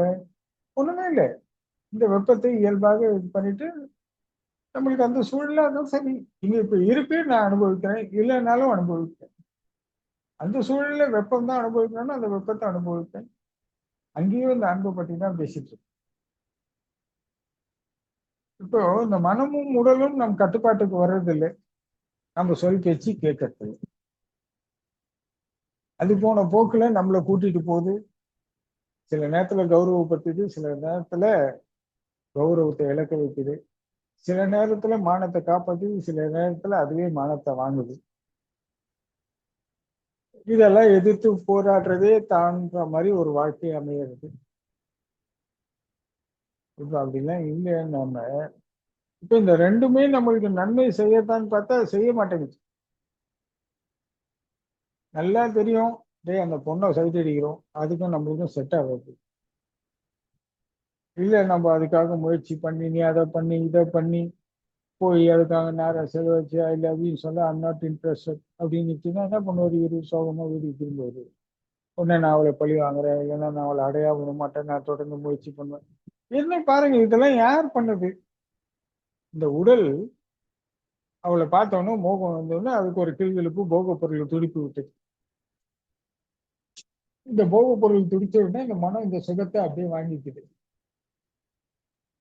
இந்த மனத்தை சுகத்தை வாங்கிக்கணும்னா ஒரு கற்பனையாக நிறைய வசனங்களை உருவாக்கி இதுதான் அப்படின்னு உங்களை மயங்க வைக்குது, தன்னிலை மறக்க வைக்குது. அவள் தான் என் எதிர்காலம் சொல்லி நம்ப வைக்குது. இப்படி பாருங்க, ஒண்ணு ஒண்ணா பண்ணிக்கிட்டே போய் கட்சியில அது இல்லைன்னு ஆன உடனே தற்கொலை பண்ணிக்கிறான், இல்ல பாத்தக்காரன் ஆயிடுறான், இல்லைன்னா தாடி மீசெல்லாம் ஒட்டிக்கிட்டு தான் பிறந்ததே அவளுக்காக தான் பிறந்தேன், அவன் கிடைக்கலன்னு அவன் நினைப்பிலேயே வாழ்ந்து செத்துருவானுவான். நம்ம முரளி பாத்தீங்கன்னா பாவம், அவர் இறந்துட்டாரு நடிகர். கடைசி வரைக்கும் அவர் எல்லா படத்திலும் தன் காதலியை சொல்லாமலே போடுவார். உள்ளுக்குள்ளேயே அவ்வளவு அனுபவிச்சு அனுபவிச்சு தன் காதலை வெளியே சொல்றதுக்குள்ள படம் முடிஞ்சிடும். அவன் வேற ஒருத்தர் கல்யாணம் ஆயிடும், இல்ல வேற ஒருத்தரை லவ் பண்றேன்னு சொல்லுவான். இவர் அப்படியே தியாகியா வருவாரு. இதை பார்த்து பல பேர் ரசிச்சாங்க. முரளி படம்னாவே தன் காதலியை வெளியே சொல்லவே மாட்டார். அந்த படங்கள்லாம் ஓஹோன்னு ஓடும். பாருங்க, இந்த மனமும் உடலும் ஒரு அற்ப சுகத்துக்காக நம் ஒட்டுமொத்த வாழ்வையே கேள்விக்குறியாக்குது. நாம வாழ்க்கை இலக்குல எங்கேயோ போக வேண்டிய நாம இப்படி எல்லாம் போயிட்டு இருக்கோம். இப்ப நம்ம என்ன பண்றோம்? இந்த சூழ்நிலையில போகும்போது கடவுள்கிட்ட போயிட்டு, கடவுளே, இந்த மாதிரி நான் அந்த பொண்ணு மேல ஆசைப்படுறேன், இதை நீங்க எனக்கு சேர்த்து வைக்கணும், எனக்கு நடக்குமா நடக்காதா, ஏதோ கேட்குறீங்கன்னா கூட கொஞ்சம் அறிவுபூர்வமான விளக்கங்கள் வரும். எனக்கு நிறைய பேர் முன்ன தொடர்ந்து கிரிவலம் போயிட்டு இருக்கும்போது நிறைய பேர் என்ன, இந்த நம்ம கூட இந்த பாலாஜி, ராஜி அண்ணா, இவங்கெல்லாம் என்ன பண்ணுவாங்கன்னா, யாருன்னா இந்த மாதிரி லவ் பண்றவங்க என்ன, சாமி கிட்ட இப்ப கேளு, சாமி ஓகே பண்ணுவாரு, சொல்லி கொடுப்பாங்க. உடனே அவங்கள வந்து என்ன கேட்பாங்க, சாமி இந்த மாதிரி சாமி நான் இந்த கொண்டானா எனக்கு கல்யாணம் பண்ணு. அப்ப நான் நிதானமா கேட்பாப்பா, நல்லா யோசிச்சு கேளு, அவசரப்படாது, நிச்சயமா இதுதான் வேணுமா உனக்கு, இந்த மாதிரி சில அதுல வர சில ஏற்றத்தாழ்வுகள்லாம் சொல்லுவேன். ஆனா அவன் ஆசையும் போயிட்டு அதெல்லாம் கேட்க மாட்டான். ஆமா சாமி, இதை மட்டும் நீ எனக்கு பண்ணி வச்சு சாமி, நானும் பெட்டர் மாஸ் லைட்டா தான் வேணுமான்னு. ஆமா, பெட்டர் மாஸ் லைட்டா தான் சாமி வேணுமா, ஆயுஷ்மான் பாபா. ஓ, சரி, அதுக்கப்புறம் வர்றதை நம்ம வழி நடத்திக்கலான்ற ஒரு நம்பிக்கையில சரின்னு சொல்லி இது மாதிரி நிறைய பேர் எங்கிட்ட கேட்டு வாங்கியிருக்காங்க. அவங்களும் கல்யாணம் பண்ணி இன்ன வரைக்கும் வாழ்ந்துட்டு தான் இருக்காங்க. அப்புறம் நான் இவங்களெல்லாம் கூப்பிட்டு சொல்லிட்டேன், தயவு செய்து இந்த மாதிரிலாம் கோத்து விடாதீங்க, அமைதியா வாங்க, கடவுள் பத்தி பேசுறதுல ஏன் இதெல்லாம் பண்றீங்கன்னு சொல்லிட்டு ராஜனை ஒரு நாள் திட்டேன். அவரு பாலாஜி உங்களுக்குள்ள பேசி கொஞ்சம் அதை குறைச்சாங்க, நிறுத்தி இல்ல குறைச்சாங்க. அப்புறம் இந்த மாதிரி சூழலை நாமளே கொடுக்காம எல்லாரையும் ஒரே கவனத்துல கொண்டு போகணும்னு சொல்லி அப்புறம் நான் கிரிவலம் பண்ணும்போது அப்படியே என் கவனத்துல எல்லாரையும் கூட்டு போக ஆரம்பிச்சவங்க அதெல்லாம் குறைய ஆரம்பிச்சு.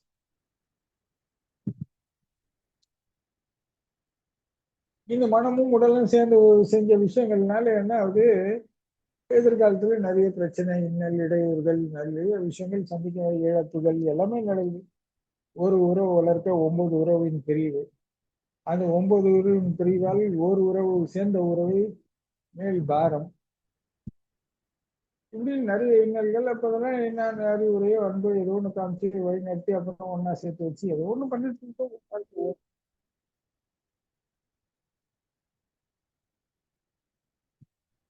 ஒரு நிமிஷம், ஒரு நிமிஷம். சரிங்க சாமி.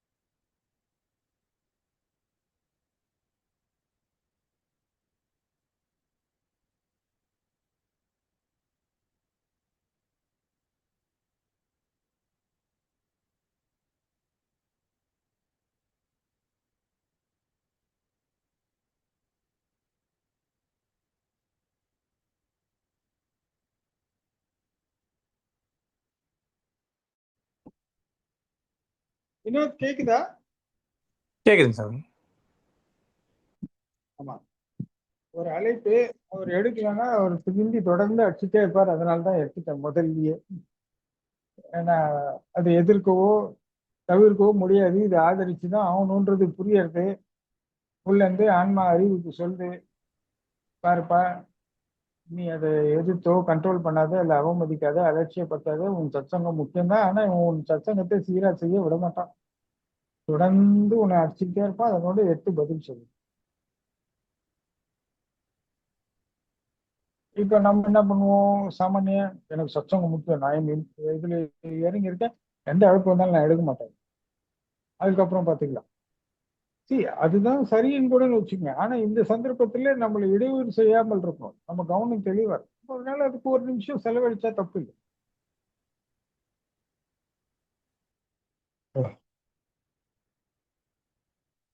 இப்ப இதுல பாத்தீங்கன்னா நிறைய கஷ்டம், நஷ்டம், அப்புறம் வறுமை, கிருமை, ஆதரவு இல்ல, பிரச்சனை எல்லாமே சந்திக்கிறாங்க. ஏன்னா இங்க என்ன பண்ணுது ஆன்மாக்கள்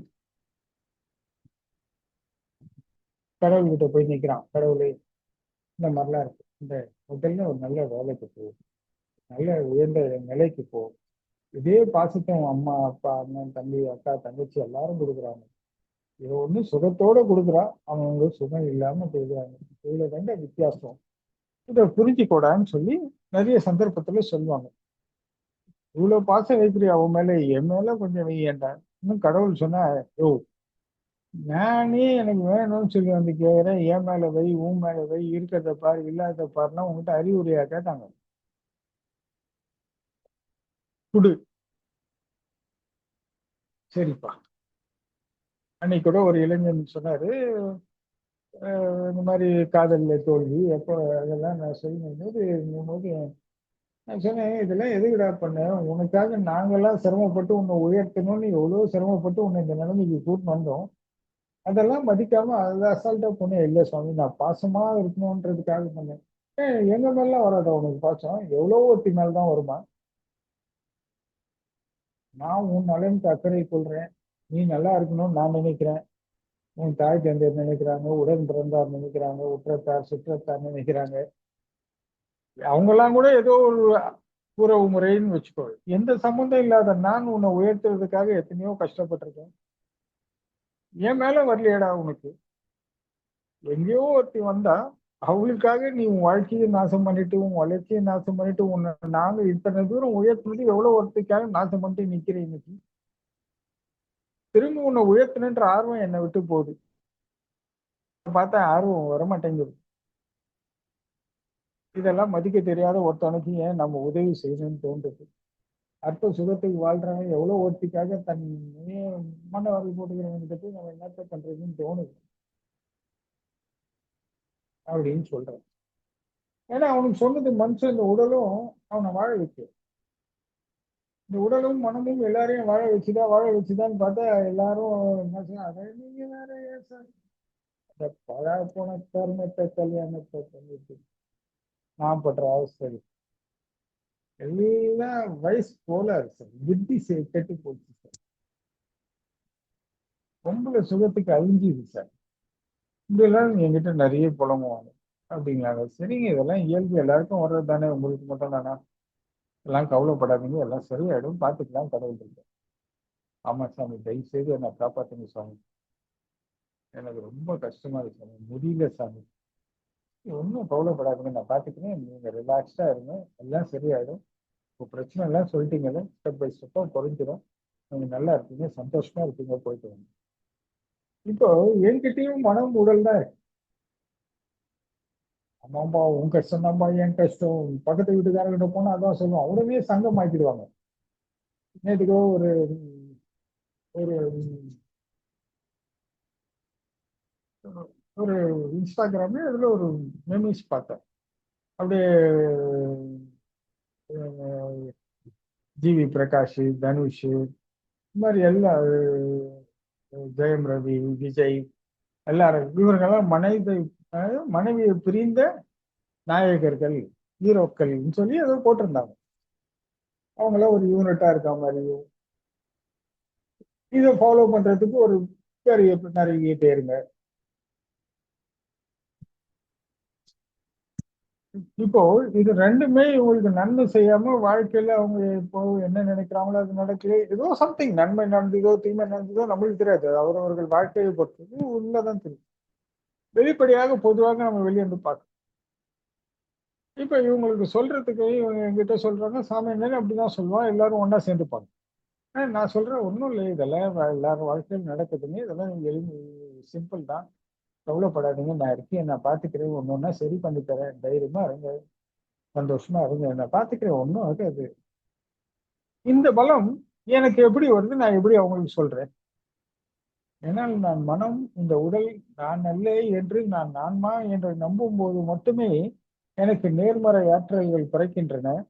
அவர்கள் துயரத்தை போக்கும் வலிமை எனக்கு கிடைக்கின்றது. அவர்களை அமைதிப்படுத்துகிறேன், சமாதானப்படுத்துகிறேன். எதிர்காலத்தை நோக்கி பணிப்பதற்கும் அவர்களுக்குள் ஏற்பட்டுள்ள வேற்றுமையை அகற்றி ஒற்றுமை சேர்ப்பதற்கும் என் சொல்லே அவங்களுக்கு பயனுள்ளதாகிறது. வாழ்க்கை ஒன்றுபடுகின்றது, மேம்படுகின்றது. நானும் மனம்தான் நானும் உடல் தான் நானும் நம்ப ஆரம்பிச்சிருந்தா இவ்வளவு விஷயங்கள் எனக்கு எப்படி தெரியும்? தெரியாதல்லவா? இப்ப நான் முதல் எடுத்த உடனே நான்மாவனை நோக்கி போல சுவாமியை வணங்கி நின்றேன், பக்தியோடு நின்றேன், பின்பற்றினேன், அவங்கள் போதனைகளை ஏற்றேன், அதன்படி நடந்தேன், உற்சாகமாக உழைத்தேன். இதில் இருக்கும் அந்த அன்பை என்னால் புரிந்தவுடன் இந்த மாதிரி விஷயங்கள்லாம் அற்பமானது என்று புரிகின்றது. அதிலிருந்து தெளிந்து இந்த அன்பிலேயே வாழ கற்றுக்கொண்டேன். அதனாலே உங்களுக்கு நன்மை வேணும் என்றால் நீங்கள் கடவுள்கிட்ட வருகின்றீர்கள். கார் வாங்கணும், பங்களா வாங்கணும், கல்யாணம் பண்ணிக்கணும், புள்ள பெற்றுக்கணும், ஸ்கூல் சீட் கிடைக்கணும், காலேஜ் சீட் கிடைக்கணும், ஃபீஸ் கிடைக்கணும், சம்பளம் உயர்வு கிடைக்கணும், எல்லாமே இந்த மனசுக்கும் உடலுக்கும் தேவையான அத்தனை நீ கடவுள்கிட்ட தான் வாங்குற. உனக்கு என்னெல்லாம் வேணுமோ அதை கடவுள்கிட்ட கேட்குற. சரியா? கடவுளும் உனக்கு கொடுக்கின்ற நீ வாழ்றதுக்கான விஷயம். அவர்கிட்ட கேட்டோடனே பெற்றதும் நீதான் உணர்கிறாய், இன்னும் கடவுள் கொடுக்கலன்றதையும் நீதான் உணர்கின்றாய். உனக்குள்ளேதான் கடவுள் கேட்டவுடனே கிடைச்ச உடனே உடனே உற்சாகமா ஸ்வீட்டோ மாலையோ ஒரு அர்ச்சனையோ பண்ணி ஆராதனை பண்ணி அந்த சந்தோஷத்தை கொண்டாடி விடுகிறான். கிடைக்கல, பக்கத்து வீட்டுக்காரனும் கேட்டா, நானும் கேட்டான், பக்கத்து வீட்டுக்காரனு கிடைச்சிச்சு, எனக்கு கிடைக்கல. உடனே கடவுள்கிட்ட வந்து விரக்தியா, கோபமா, தாபமா, எப்படி? அப்போ இதெல்லாம் உனக்குள்ள கிடைக்குது என்றால் கடவுள் வெளியிருந்து செய்யவில்லை, உள்ளிருந்து செய்கின்றார் என்பது எல்லாருக்கும் நல்லா புரியுது. கோயிலுக்கு போயிட்டு வந்தோன்னா ஒரு அமைதி கிடைக்குது, நிம்மதி கிடைக்குது. ஒரு அபிஷேகத்தை பார்த்தோன்னா அப்படியே மனமும் உடம்பும் லேசாகிடுது. இது அத்தனையும் உள்ளே அனுபவிக்கப்படும் போது இத்தனை மாற்றங்கள் வருகிறது என்றால் கடவுள் உள்ள இருந்துதான் இவ்வளவும் செய்கின்றான் அப்படின்றது எல்லாருக்கும் தெரியுது. அப்போ இந்த ஏன் நம்ம இதை பின்பற்றக்கூடாது என்று நீங்கள் தோன்றினால் நீ ஆன்மீகத்தை நோக்கி பயணிக்கலாம். இல்ல இந்த மாதிரி தோன்றதை வச்சு நம்ம வாழ்க்கையை பயனுள்ளதாக்கினா நீங்க சாமானிய பக்தனாக திரும்ப அதே வாழ்க்கையை தொடரும். இப்ப ஒன்னும் எளிமையாக சொல்லணும்னா, ஒருவர் பிறந்தார், வளர்ந்தார், திருமணம் புரிந்தார், 2 பிள்ளைகளை பெற்றார், காலம் வந்தது, கல்யாணம் பண்ணார், கல்யாணம் பண்ணி வச்சோன்னா அவர் வாழ்க்கை முடிந்தது, இறந்து விட்டார். ஆனால் அவருக்கு ஆத்ம சாந்தி அடைய பூஜை செய்கின்றார். இது எதுக்கு செய்யறாங்க?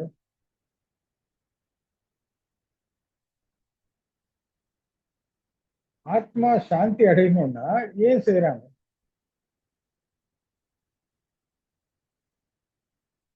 பாருங்க, அவரு எல்லாரும் இயல்பு வாழ்க்கை உலக நீதி என்ன சொல்கின்றதோ அதுதான் அவரும் செஞ்சார். ஆனா அவருக்கு ஏன் ஆத்மா சாந்தி அடையறதுக்கு ஒரு பிண்டம் வச்சு ஒரு இது ஒரு பூஜைகள் எல்லாம் பண்ணி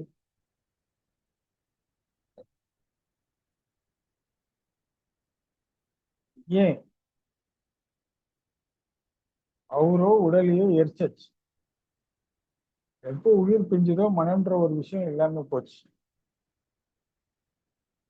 உடலையும் எரிச்சாச்சு, அழிச்சாச்சு. இதுக்கப்புறம் ஏன் ஆத்ம சாந்தி பூஜை பண்ணணும்? இது எல்லாமே மதத்திலயும் கொண்டாடுறாங்க. 30வது நாள், 15வது நாள் காரியம் பண்றோம், காரணம் அறிவோம், மரணம் காரியம் பண்ணி நாங்க இயல்பு வாழ்க்கையை திரும்புறோம். ஏன்னா வாழும்போது நான் கடவுளுக்கு எதிராக வாழ்ந்திருக்கும் போது நான் அத்தனை தூரம் வன்மையாகி இருக்கேன். கடவுளுக்கு எதிராக செயல்பட்டதனால், அதாவது காம குரோதம் பழிவாங்க உணர்வுகளில் நான் முழுமையாக இருந்திருப்பேன். இது மூன்றும் கடவுளுக்கு எதிரானது. நான் வாழும் வாழ்க்கையிலே இதுதான் வழக்கமாகிவிட்டது. அதனால் என் ஆன்மாவை வன்மையாகிவிட்டது. அந்த ஆத்மா சாந்தி அடைந்தால் அடுத்த வரப்போற சந்ததியர்களுக்கு இந்த மாதிரி சூழல் ஏற்படாது. இதனால் ஏற்பட்ட பாவங்களோ அதர்மங்களோ நீதிகளோ என் சந்ததியினர்களை பாதிக்காது. அதனால இந்த ஆத்மா சாந்தி பூஜை பண்ணி எல்லாம் பரப்பா இந்த உடலுக்காக நான் பண்ணிட்டேன், இந்த மனசுக்காக எல்லா பாவத்தையும் பண்ணிட்டேன், எல்லாம் இந்த சுகத்துக்காக பண்ணேன், என்னை மன்னிச்சது இறைவா, உன்னை நான் பின்பற்றவில்லை, அடுத்த முறை நான் வாய்ப்பு கிடைத்தால் என்னை பின்பற்றுகிறேன். அந்த பூஜை செய்து அதுகாலத்தின் பரிகாரத்தின் வாயிலாக ஒரு பிராமணனை வச்சு அவனுக்கும் உதவி செஞ்சு அவங்களுக்கு 4 பேருக்கு சாப்பாடு வாங்கி கொடுத்து, உன்னை 4 பேருக்கு உதவி விட்டால் கடவுள் உன்னையே மன்னித்து விடுவான். என்னால் 4 பேருக்கு உணவு கிடைத்தது, 4 பேர் நன்மை பயனடைந்தார்கள் என்ற சரி ஒழிஞ்சு போ. அடுத்த ஜென்மத்துக்காக நீ நல்ல பிறகு எடுத்து என்னை ஆராதனை செய்.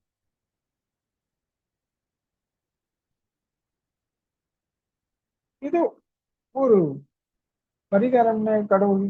இங்க பாருங்க, ஒரு எல்லாம் பண்ணிட்டு ஒரு மீனுக்கு அந்த உணவு பிண்டை வைக்கிறது, மீன் சாப்பிட்டு இந்த பழநிலங்கள் அதெல்லாம் அந்த ஐயர் எடுத்துட்டு போய் அவரு வயிற்றுக்கும் ஒரு கடிச்ச பணத்தை வச்சு அவரு நாள் வாயிலாக அவர் குடும்பம் உணவு உண்டது. நீ எவ்வளவு பேருக்கு உன்னால முடியுதோ ஏழைங்களுக்கு சாப்பாடு வாங்கி கொடுத்துருப்பா. கடவுள் என்ன பண்றான், அவங்க தவற மன்னிக்கிறதுக்கும் 4 பேருக்கு உதவிகரமா 4 பேருக்கு உதவி செய்ய. எனக்கு ஒன்றும் வேணாண்டா, நீ மனம் மருந்து மண்ணு கேட்டா நான் உன்னை மன்னிச்சுட்டு போயினே இருக்க போறேன். எனக்கு என்ன உலகமே இப்படி போயிட்டு இருக்கீங்க, ஒத்தராது என் பேச்ச கேளுங்கடான்னு எல்லாருக்கும் சொல்றேன், எவனும் கேட்க மாட்டீங்க.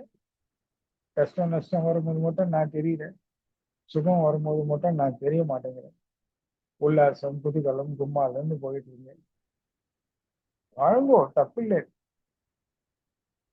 ஆனா அதை எப்படி வாழணும்னு நான் சொல்லியிருக்கேனோ அப்படி வாழங்க வேண்டாம் அப்படின்னு சொல்லி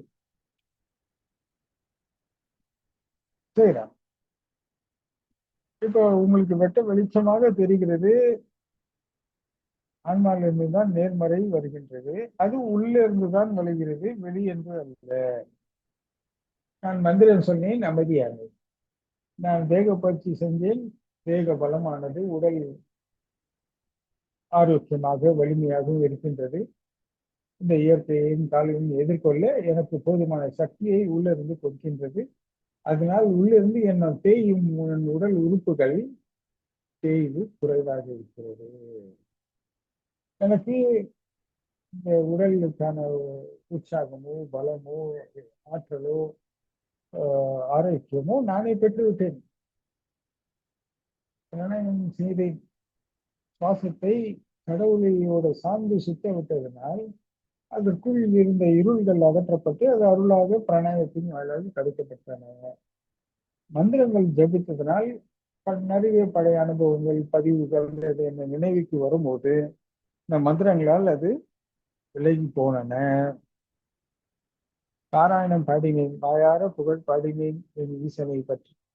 மனம் அன்பை வெளிப்படுத்தியது, எனக்குள் இருந்த அன்பு எழுப்பப்பட்டது. இது அத்தனையும் அனுபவமாக்க கண்மூடி தியானத்தில் அதிலே நான் லயித்து நிற்கிறேன். அது அறிவாக பிரதிபலிக்கின்றேன். நாளை இதுதான் நானாக ஒன்று வெளிப்படுகின்றேன். இத்தனை ஆற்றல்களும் எங்கிருந்து கிடைக்கப்பட்டன? நான் செய்து உள்ளே கொண்டு போனேன். உள்ளிருந்து ஆன்மாவாக நான் சிலது அறியப்பட அதிலிருந்து பிறக்கின்றது இந்த ஆற்றல்கள் எல்லாம். இப்போ உங்களுக்கு புரியுதா? இன்னும் புரிஞ்சுதுங்க சாமி. இப்ப நீங்க இந்த மனம் உடல்ன்ற ஒரு விஷயத்துக்கு போகும்போது என்ன போய் வெளியே தேடினாலும் உள்ளதான் எல்லாமே கிடையுது. பெற்றதும் உள்ளதான், இழந்ததும் உள்ளதான், வாழ்ந்ததும் உள்ளதான், வளர்ந்ததும் உள்ளதான். வெளியே என்ன இருக்கு? இதை அடையாளம் காட்டிக்கொள்ளும் ஒரு விஷயம் மட்டும்தான் நடக்கும்.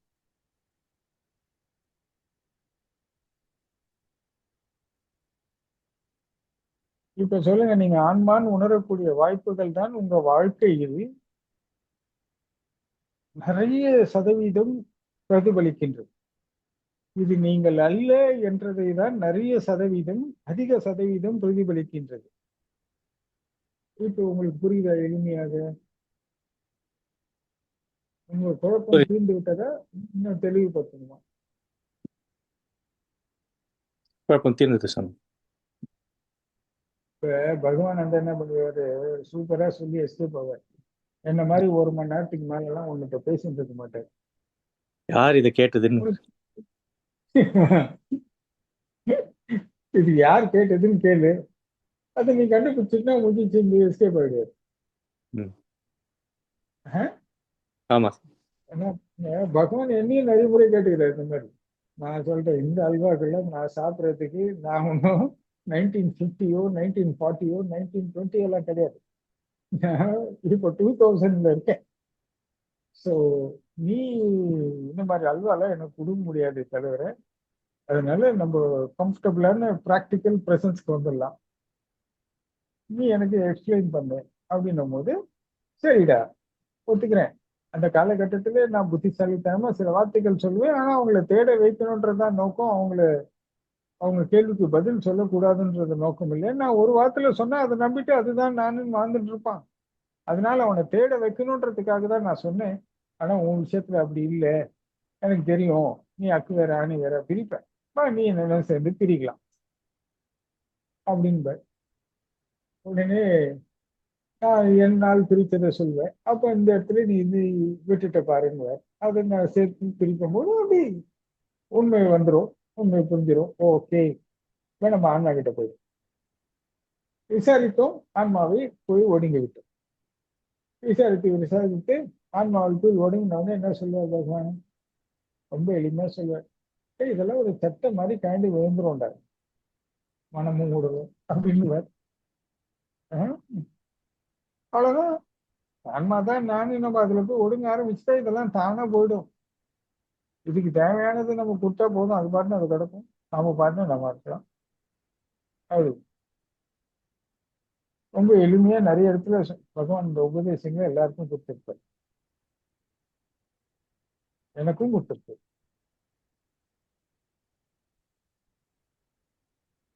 இப்ப நல்லா தெரியுது, இது நம்ம மாட்டிக்கொண்டிருக்கிற ஒரு சட்டையாக இருக்கு, பிடிச்சிக்கிட்டு இருக்கும். இது நான் மட்டும் பிடிக்கிறேன்னா முடியாது. இது பாருங்க, இந்த மனமும் உடலும் தனிச்சையா நிக்க விடவே விடாது. அவனை பிடிச்சிக்கோ, இவனை பிடிச்சிக்கோ, அவளை பிடிச்சிக்கோ, இவளை பிடிச்சிக்கோ, இதை பிடிச்சிக்கோ, அதை பிடிச்சிக்கோ, இப்படி பிடிச்சிக்கோ, அப்படி பிடிச்சிக்கோ, பிடிச்சிக்கோ பிடிச்சிக்கோ பிடிச்சிக்கோன்னு சொல்லி நம்மள இம்சை பண்ணிக்கிட்டே இருக்கும்.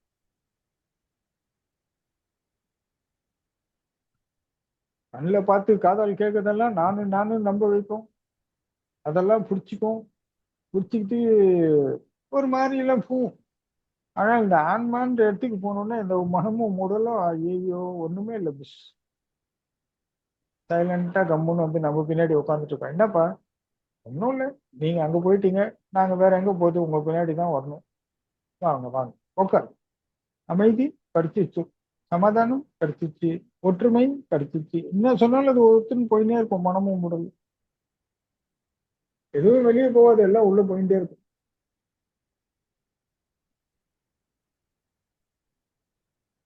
புரிஞ்சுதுங்களா வினோத்?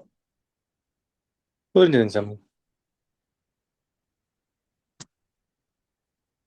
நன்றி சாமி. ஜெகதீஷ்க்கு நேரம் ஆயிடுச்சு, நீங்க சைலண்ட் ஆயிட்டீங்கன்னு புரியுது. வாங்க ஜெகதீஷ். நன்றி சாமி. நன்றிங்க சுவாமி. சுவாமி, ஆஹ் இந்த நிலையாமை சுவாமி, அதாவது நாம் பிறக்கும் போதும் எதுவுமே எடுத்துட்டு வர்றதில்ல, இறக்கும் போதும் நம்ம கையில எதுவுமே எடுத்துட்டு போறதும் இல்லை. அதாவது நம்ம எதுவுமே இல்லாத ஆளாதான் இருக்கிறோம். ஆனா இந்த நடுவுல இடைப்பட்ட காலத்துல பல விஷயங்கள் நம்ம கிட்ட வந்து சேருது, பல விஷயங்கள் வந்து போகுது. அப்படி ஒரு மாற்றம் நிகழ்ந்துகிட்டு இருக்கு சுவாமி. அப்போ இந்த நடுவுல வர்ற விஷயங்களை நம்ம எந்தன்னு ஏன் மனது பிடிச்சிக்குது சாமி? பிடிச்சிட்டு அந்த நடுவுல போற விஷயங்களை ஏன் அது இழந்தக்கு அப்புறமா அதை மனசு ஏத்துக்க மாட்டேங்குது போச்சுன்னு? ஏன்னா அது அது ஒரு காலத்துக்கு முன்னாடி அது அவங்க கிட்ட இல்லவே இல்லை. ஆனா ஒரு காலத்துக்கிட்ட அது வந்துட்டக்கு அப்புறமா எந்தன்னு அதை நம்பிடுது. அதுக்கடுத்து அது போனா அதால அதை வந்து போச்சுன்னு நம்ப முடியாம போயிடுது. ஏன் இப்படி ஒரு விந்தையா இருக்குது? அதான் சொல்லி என்ன சொல்லுவாங்க, மாயை, அறியாமை. நான் இப்போ கடைசியா முடிக்கும் போது சொன்னேனே, பார்க்கறது எல்லாத்தையும் எந்தன்னு பிடிச்சிக்கிட்டேன். அவள் வருவாள அப்படின்னு ஒரு பிடிச்சிக்கிட்டு, ஐயோ அவள் போயிடுவாள அப்படின்னு ஒண்ணு பிடிச்சிக்கிட்டு, அவள் நிற்கணும்னா நான் என்ன செய்ய வேண்டும்னு ஒண்ணு கேட்கும். கார் வாங்கி கொடு, பங்களா வாங்கி கொடு, வீடு வாங்கி கொடு, நகை வாங்கி கொடு, நட்டு வாங்கி கொடு, புடவை வாங்கி கொடு. அவனோட இன்செக்யூர் அதை காப்பாத்துறதுக்கு தன் வாழ்வை அர்ப்பணிக்கிறான். அந்த அவள் வருவாளா அப்படின்னு கேட்டானே, அவன் ஏன்டா வரணும் அப்படின்னு ஏன் கேட்கல? வடிவேல் சொல்ற மாதிரி ஒரு திவ்யா இல்லைன்னா ஒரு த்ரிஷா, ஒரு த்ரிஷா இல்லைன்னா எவ்வளவு ஒருத்தி வரதான் போறான். அது ஏன் நம்பாம இதுதான் ஓணும் அப்படின்னு ஏன் கேக்குது? அப்ப அதை நம்ப வச்சது யாரு? நம்பினது யாரு?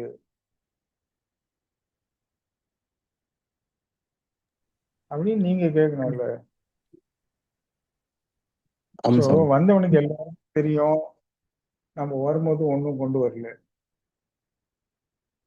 போறவனுக்கும் தெரியும் நம்ம ஒன்றும் கொண்டு போக போதில்லை. ஆனா அந்த உண்மையை ஒத்துக்க முடியலையே நிஜ வாழ்க்கையில.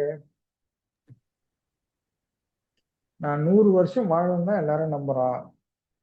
1000 கோடி சேர்க்கணும், 10,000 கோடி சேர்க்கணும், என் பொண்ணை எப்படி ஆகணும், என் பையனை அப்படி ஆகணும், நான் எப்படி வாழணும், நான் அப்படி வாழணும், எல்லாம் கனவு காண்றான், கற்பனை செய்யறான். எல்லாரும் சொல்றாங்க சாவு மத்தவனுக்கு வரும், எனக்கு வராதுன்னு நம்புறான். சாபம் கூட விடுறான், என்னமோ அவனுக்கு வராது அடுத்தவனுக்கு தான் வரும் எல்லாம் சொல்லி நம்புறான். இதெல்லாம் யார் பண்றா? இதுக்கெல்லாம் விளக்கம் கேட்டா எனக்கு தெரியாது. ஓ, நீ ஏன் என்ன குழப்புற? எனக்கு நான் போயா, நானே டென்ஷன் இருக்கிறேன். நம்ம கிட்ட வந்தா சொல்லுவோம், அவளை பார்த்தேன், ரசிச்சேன், என் நானும் வெளியே வந்துச்சு, அவளை நான் உரிமை கொண்டாடணும், சொந்தம் கொண்டாடணும், அனுபவிச்சு பார்க்கணும், ஆட விட்டு பார்க்கணும், பாட விட்டு பார்க்கணும், நடக்க விட்டு பார்க்கணும், கொஞ்சணும், குழாவணும். இதெல்லாம் என் ஆண்மை எழவில்லை, என் ஆணவம் எழுந்தது. ஆண்மை எழுந்திருந்ததுன்னா அது வேற.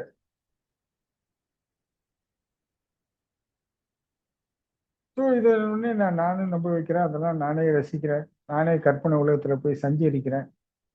ஸோ அவ பாக்குறா, போது நம்மளுக்கும் ஒருத்தன், ஓகே நம்மளுக்கு ஒருத்தன் அடிமை சிக்கன்டாண்டா அப்படின்னு சொல்லிட்டு அவங்க கொஞ்சம் கிளுகிளுப்பா இருக்காங்க. உடனே இவன் கற்பனையில் பார்த்த மாதிரி அவள் இருக்கவில்லை என்றவுடன் உங்களுக்கு கோபதாபங்கள் வருது, வேற்று கருத்துக்கள் வருது. இவன் கற்பனைக்கு ஏற்ற மாதிரி 24 மணி நேரம் நடிக்க முடியாது. That is not reality. நீ கற்பனை பண்ணது உன் தவறு. அவளோட ரியாலிட்டி என்னன்னு புரிஞ்சிக்காததும் உன்னோட தவறு. நீ கற்பனை செய்த மாதிரி தான் அவள் இருக்க வேண்டும், நான் பார்ப்பது மட்டும்தான் நீ பார்க்க வேண்டும். இதெல்லாம் சொன்னா உங்க ஆணவம் அவங்க ஆணவத்தை தானே எழுப்போம். உங்களது அன்பா இருந்தா அவங்களது அன்பை எழுப்போம். உங்க ஆணவத்தினால வந்ததுனால அங்கேயும் ஆணவம் எழும். போட்ட உடனே அவள் பறந்து போனாலே பயம், என்னை மறந்து போனாலே, உடனே சோகமும் ஒரு பாட்டு. என்ன எங்கே போகும் இந்த பாதை அப்படின்னு சொல்லி அப்படியே ஒரு விரக்தியான தோல்வி பேக்ரவுண்ட் சாங்ஸ் ஓடும். அதுதான் நான் நீ நம்புவார். திரும்பியும் பாருங்க. சரி, இவங்களெல்லாம் நம்பினாரு. அப்படியே பாருங்க, பார்த்தா 3வது நாள் இன்னொருத்த பார்ப்பாரு, திரும்ப அதே கிளிகளுக்கு அதே உற்சாகம், அதே இதுவும் இது எந்த தானா அப்படின்னு நம்புவாரு. இப்படி ஓடிட்டே இருக்கும். இதெல்லாம் இயக்கி விட்டுட்டு உள்ள இருந்து ஒருத்தன் சிரிச்சுக்கிட்டே இருப்பான். அடப்பாவி. மனம் சிரிக்கும், உடல் சிரிக்கும். டேய், நான் லைட்டா தட்டினாவே இவ்வளவு டான்ஸ் ஆடுறீங்களே, ஏன்டா இப்படி இருக்கீங்க, உங்கடா போய் புள்ள குட்டிங்களை படிக்க வைங்கடா அப்படின்னு சொல்லும். ஆனா அப்ப கூட ஏமக்கட்டளையும் உரைக்காது. திரும்பியும் அதே தான் செய்வோம். அது உள்ள இருந்து உங்களை மானத்தை வாங்கும், மானத்தை இழக்கும், அவமானப்படுத்தும், அசிங்கப்படுத்தும், தலை குனிய வைக்கும், அந்த அற்ப சுகத்துக்காக காலில் கூட உழ வைக்கும்.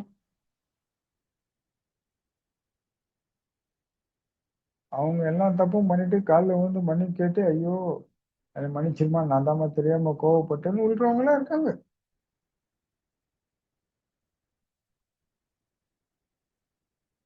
அப்ப இந்த நிலையாமைக்கு என்ன காரணம்? நல்லா தெரியும், வரும்போது ஒன்றும் கொண்டு போகும்போதில்லை, போகும்போதும் ஒன்றும் கொண்டு போகும்போதில்லை. நாளைக்கு நம்ம இருப்போமான்றதே உத்தரவாதம் கிடையாது, கேரண்டி கிடையாது, யாரும் எழுதி கொடுக்கவும் முடியாது. ஆனா இதை நான் நாளைக்கு கல்யாணம் பண்ணி நாளைக்கு புள்ள பெற்று அதை வளர்த்து அதை ஸ்கூல்ல சேர்க்கிற வரைக்கும் இவர் கற்பனை உலகத்துல சஞ்சலம் பண்ணிட்டு இருப்பார்.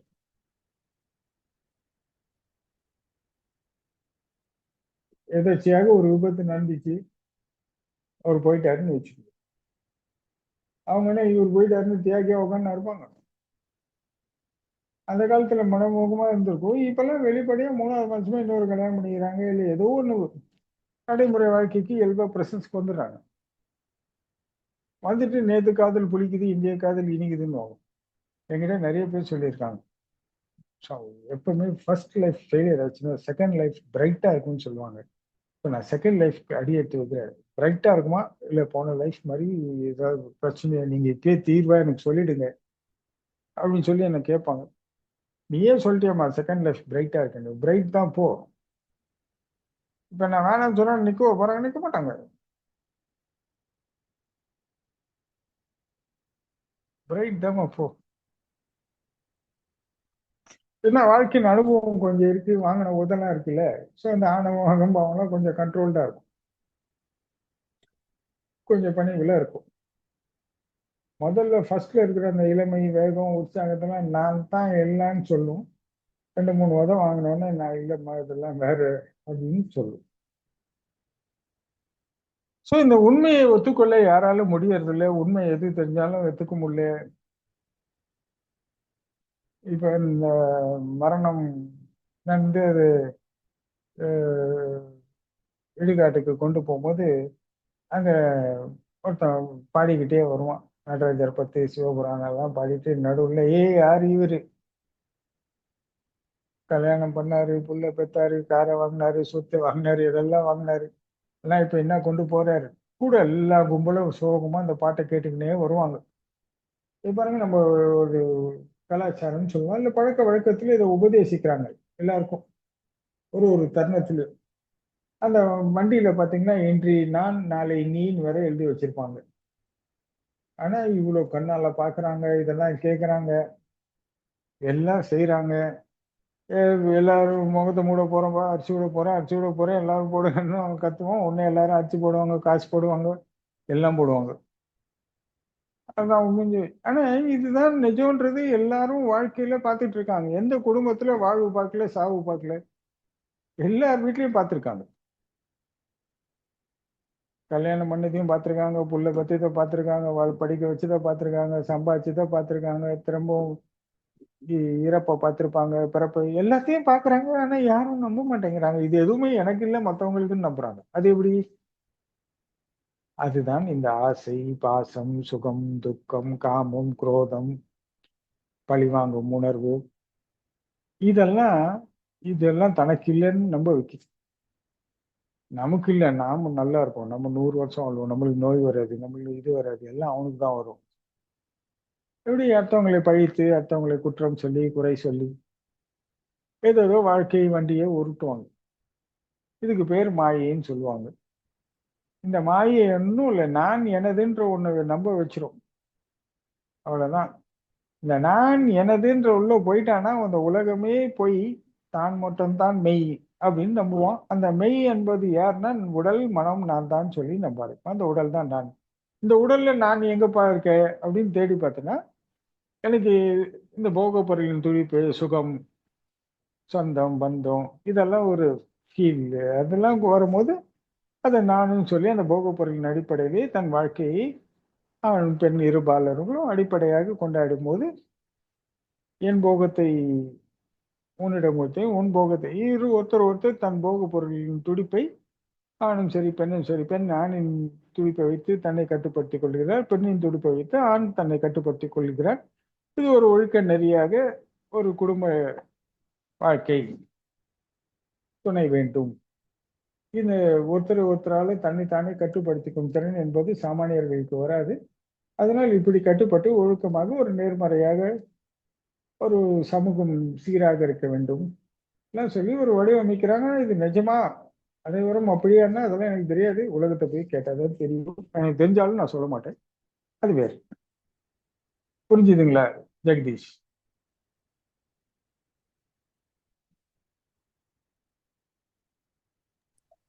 புரிந்தது சுவாமி.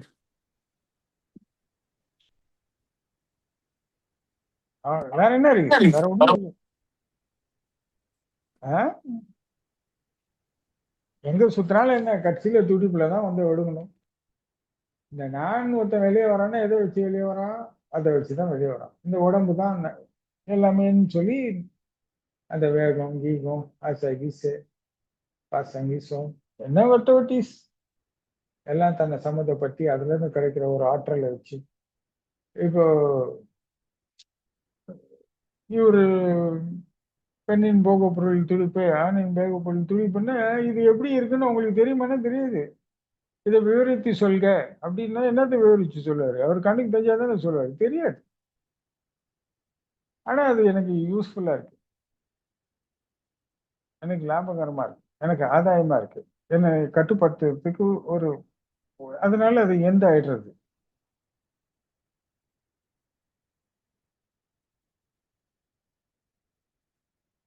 இல்லையா? ஸோ அப்போ நான் என்று நம்ப ஆரம்பிச்சும் போது என்ன பண்ண முடியும்? ஒன்றும் பண்ண முடியாது. இதுதான் உலகம், இதுதான் வாழ்க்கை, இதை சந்தோஷப்படுத்தணும், இதை நல்லா பார்த்துக்கணும், இது நல்லா பார்த்துக்கினா தான் நான் நல்லா இருப்பேன். அப்படியே 1 by 1 அப்படியே கரெக்ட் ஆகிட்டே போகுது. அப்புறம் எல்லாருக்கும் தெரியும், யார் செத்தாலும் யார் இருந்தாலும் யார் இல்லைனாலும் எல்லாரும் வாழ்வாங்க. ஆனா இருக்கும்போது மட்டும் நீங்க இல்லைன்னா நான் அடுத்த நிமிஷம் அவ்வளவுதாங்க அப்படின்வாங்க. ஆனா அதெல்லாம் சாத்தியமே கிடையாது. அதெல்லாம் இந்த மாயை சும்மா ஒரு டைலாக்ஸ் விட்டு நம்மளை நம்ப வைக்கும். அந்த நம்பிக்கையின் அடிப்படையில் நம்மளும் உற்சாகமா ஓடுவோம். அதுல நிறைய பிரச்சனைகள் வரும், டபாக்குன்னு போவோம். ஆனா யார் இருந்தாலும் யார் இல்லைன்னாலும் எல்லாரும் வாழ்ந்துட்டு தான் இருப்பாங்க. அடுத்த 4 மணி நேரம்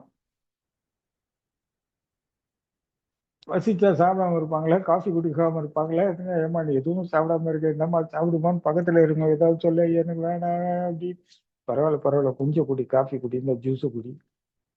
எல்லாம் மூச்சு போன குளிச்சு கிழிச்சு வந்த உடனே அடுத்த நிமிஷம் சுட சுட சோறு போட்டு எல்லாம் சாப்பிட்டு அடுத்த வேலைக்கு போயிடுவாங்க. இவ்வளவுதான் வாழ்க்கை. எல்லாரும் உட்காந்து நிற்பாங்களா? யாரும் உட்காந்துருக்க மாட்டாங்க. நடைமுறை அப்படி நீங்க இயக்கலைன்னா கூட உங்களே இது என்ன உங்களோட ஒரு சிஸ்டம் தான் இயக்கிக்கிட்டு இருக்கு. அந்த சிஸ்டம் உங்களை அடுத்த நிலைக்கு மாத்தி கூட்டு போயிட்டே இருக்கும். ரொம்ப நாள்லாம் இந்த சோகத்தை வச்சு நல்லா உட்காந்துருக்க முடியாது. ஆனால் நம்ம மதம் கூட சொல்லு, தாய் தான் இறந்தாங்கன்னா 1 வருஷம் நீங்க அந்த துக்கம் அனுஷ்டிக்கணும். நீங்க அந்த மாதிரி இறை வழிபாட்டு சிந்தையத்தை விட இந்த அனுபவத்தை ஒட்டுமொத்தமா அறுக்கணும்.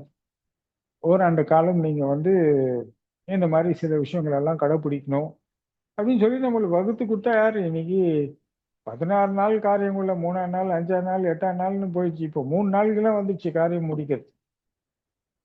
16 நாளுக்கு கூட வெயிட் பண்ண முடியல. அதனால யாரும் 1 வருஷம்லாம் எதுவும் இல்லை.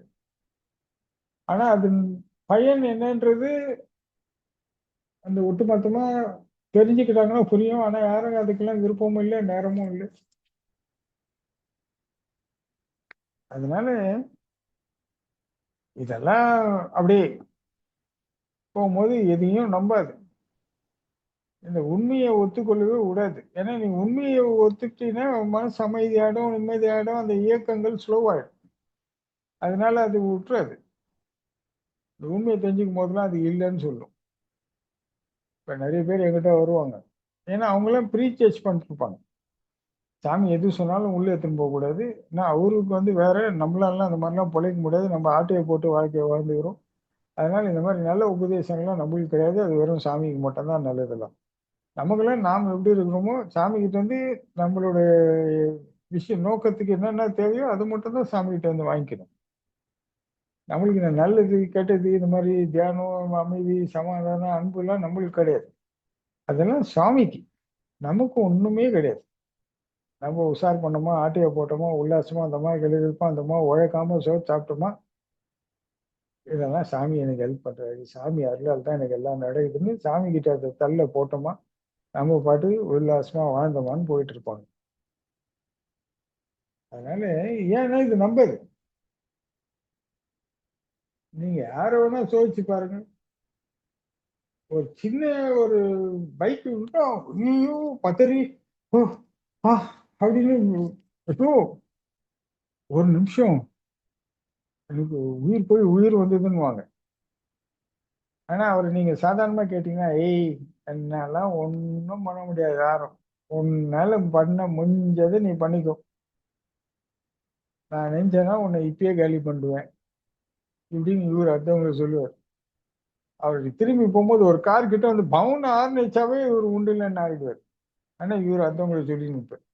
ஏன்னா தனக்கு எதுவும் வராதுன்னு அவங்களே நம்புவாங்க. ஏன்னா எல்லாம் வெளியவே பார்த்து வெளியவே பேசி வெளியவே முடிவு பண்ணி வெளியவே எல்லாம் முடிச்சிடுறாங்க. உள்ள எதுவும் கொண்டு போதில்லை. உள்ள போனா உண்மை பேசும், உண்மை பேசினா உங்களுக்கு புரியும். ஆனா உள்ள போகவே முடியறதில்லை. டோட்டலா வெளியவே போயின்னுக்கிறாங்க. அதான் விஷயம்.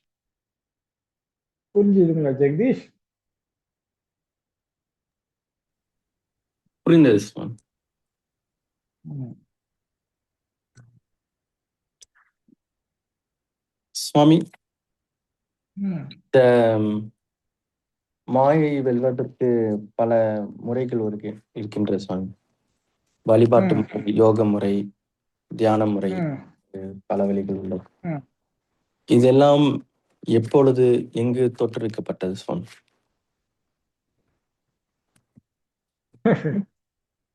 எப்போது எங்கன்னா எங்க ஆதி குரு சிவன் சொல்லலாம், ஆதி யோகின்னு சொல்றாங்க, ஆதி குருன்னு சொல்றாங்க, மகா யோகின்னு சொல்றாங்க. இதெல்லாம் சிவன் கிட்ட இருந்து தான் வந்தது, சிவன் தான் உலகத்துக்கு எல்லாம் போதித்தாரு அப்படிதான் சொல்லி தட்சிணாமூர்த்தியாக அமர்ந்து சததிசி முனிவர்களுக்கு 4 பேருக்கு உபதேசிக்கிறார். அதை வச்சுதான் இந்த யோகம் இதெல்லாம் பரவுனதாக புராணங்கள் சொல்கின்றன.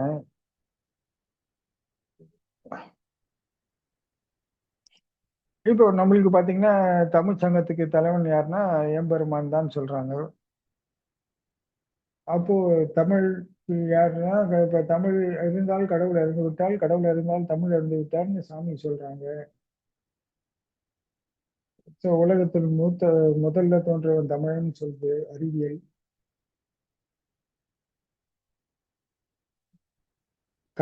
கல் தோன்றா மண் தோன்றா முன் தோன்றிய மூர்த்த குடி தமிழ் குடின்னு சொல்லுது. அப்போ திருக்குறள் எடுத்துட்டோன்னா அகர முதல எழுத்தெல்லாம் ஆதி பகவன் முதற்றே உலகு. கடவுள் எப்போ தோன்றினானோ அப்போ தமிழ் தோன்றியது, எப்போ தமிழ் தோன்றியதோ அப்போ கடவுள் தோன்றினான், கடவுள் பேசிய மொழி தமிழ் அப்படின்னு சொல்லி திருவள்ளுவர் சொல்றார்.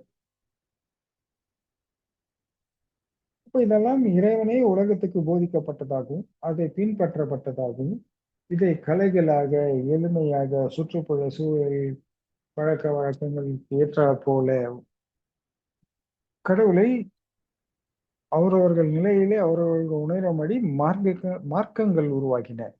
யோக மார்க்கம், ஞான மார்க்கம், பக்தி மார்க்கம், ஆத்ம விசாரம் அப்படின்னு சொல்லிட்டு இதில் அவரவர்களோட பிறப்பு, வளர்ப்பு, மனநிலை, சூழ்நிலை இது எது அவர்கள் மனம் அவங்கள் குருவை நாடுகின்றதோ அதை அவர்கள் மார்க்கெல்லாம் கொண்டு அதை பின்பற்றப்பட்டு அதன் தொடர்ச்சியிலே அவரவர்கள் ஒரு மார்க்கத்தை பின்பற்றி அந்த மார்க்கத்தின் வாயிலாக இறைவனை ஆராதித்து இறைவனோடு இணைவதற்கும் முக்தி அடைவதற்கும் வழிபாட்டு முறையாக சொல்லிக் கொடுக்கப்பட்டு அதை பின்பற்றப்பட்டு இன்று வரை இதுவே தொடர்ச்சியாக நிகழ்ந்து கொண்டிருக்கிறது. புரிஞ்சுங்களா ஜெகதீஷ்? புரிந்தது சுவாமி. இது பல்வேறு கலாச்சாரங்களிலும் இறை வழிபாடு உள்ளதல்லவா சுவாமி? அதனால் இந்த கேள்வி கேட்டேன். கலாச்சாரம்ன்றது என்னன்னா பழக்க வழக்கம். கலாச்சாரம் என்பது சமஸ்கிருத வார்த்தை, தமிழே இல்லை அது. பழக்க வழக்கம் என்பதுதான் நம்மளோட இயல்பு. ஸோ இந்த பழக்க வழக்கங்கள் என்ன எதனால வேறுபடுகின்றன? மனிதன் உண்பது, உறங்குவது, பிறப்பது, இறப்பது எல்லாம் ஒண்ணுதான். மொழி வேறுபடலாம், சுற்றுப்புற சூழல், உணவு பழக்க வழக்கம், அவங்களோட நம்பிக்கைகள் சில சில மாறுபட்டிருக்கும், அவ்வளவுதான். ஆனா எல்லாமே ஒண்ணுதான். அதை அவங்க பின்பற்றும் போது அவங்களோட பழக்க வழக்கங்கள், அவங்களோட சுற்றுப்புற சூழல்களுக்கு ஏற்ற மாதிரி, அவங்க மனநிலைக்கு ஏற்ற மாதிரி அவங்களோட சடங்கு முறைகளையும் சம்பிரதாய முறைகளையும் மாற்றி அமைச்சுக்கிறாங்க. அவ்வளவுதான்.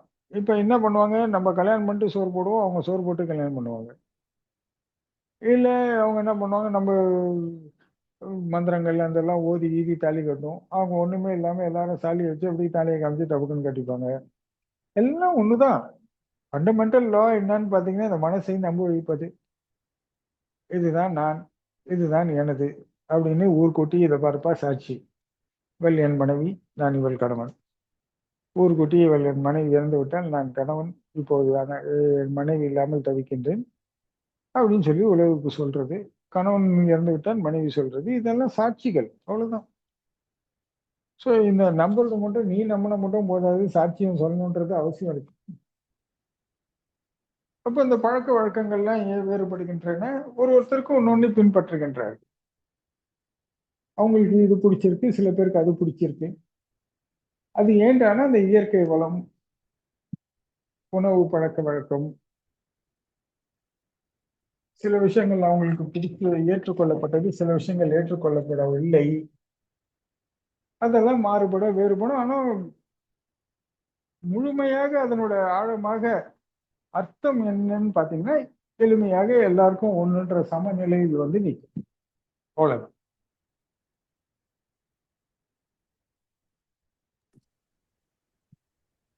சொல்லுங்க ஜெகதீஷ்.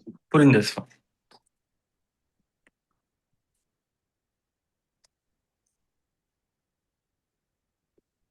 சுவாமி சொல்லுங்க சுவாமி. இல்ல சொல்லுங்க. வினோத் அண்ணாவுக்கு ஏதாவது கேள்வி இருக்காங்க? ஆமா, குழந்தை முதல்ல இருந்து கொஞ்சம் தத்தளிக்கிட்டு. சாமி குழந்தை முதல்ல இருந்தே கொஞ்சம் தத்தளிச்சுக்கிட்டே இருக்கு. ஆமா சரி, இன்னும் கொஞ்ச நேரம் தான் இருக்கு. நீங்க எதாவது கேட்டீங்கன்னா ஓட்டிடல. அவர் கேள்விக்கு நீங்க ஷார்ட் ஆன்சரா கொடுத்துட்டீங்க சார். ஆமா, ஆனா டீப்பா கொடுத்தா நல்லா இருக்கு. ஆமா, அது ஷார்ட் ஸ்வீட்டா கொடுத்தாதான் எப்போதும் இனிக்கும். ஸ்ட்ராங்கா கொடுத்தா புளிக்கும். நான் இவ்வளவு நாள் இந்த கற்பனையில வாழ்ந்துக்கிறேன், என் நம்பிக்கையை நீ உடைக்கிற அப்படின்ற மாதிரி 4 பேர் கேட்பாங்க.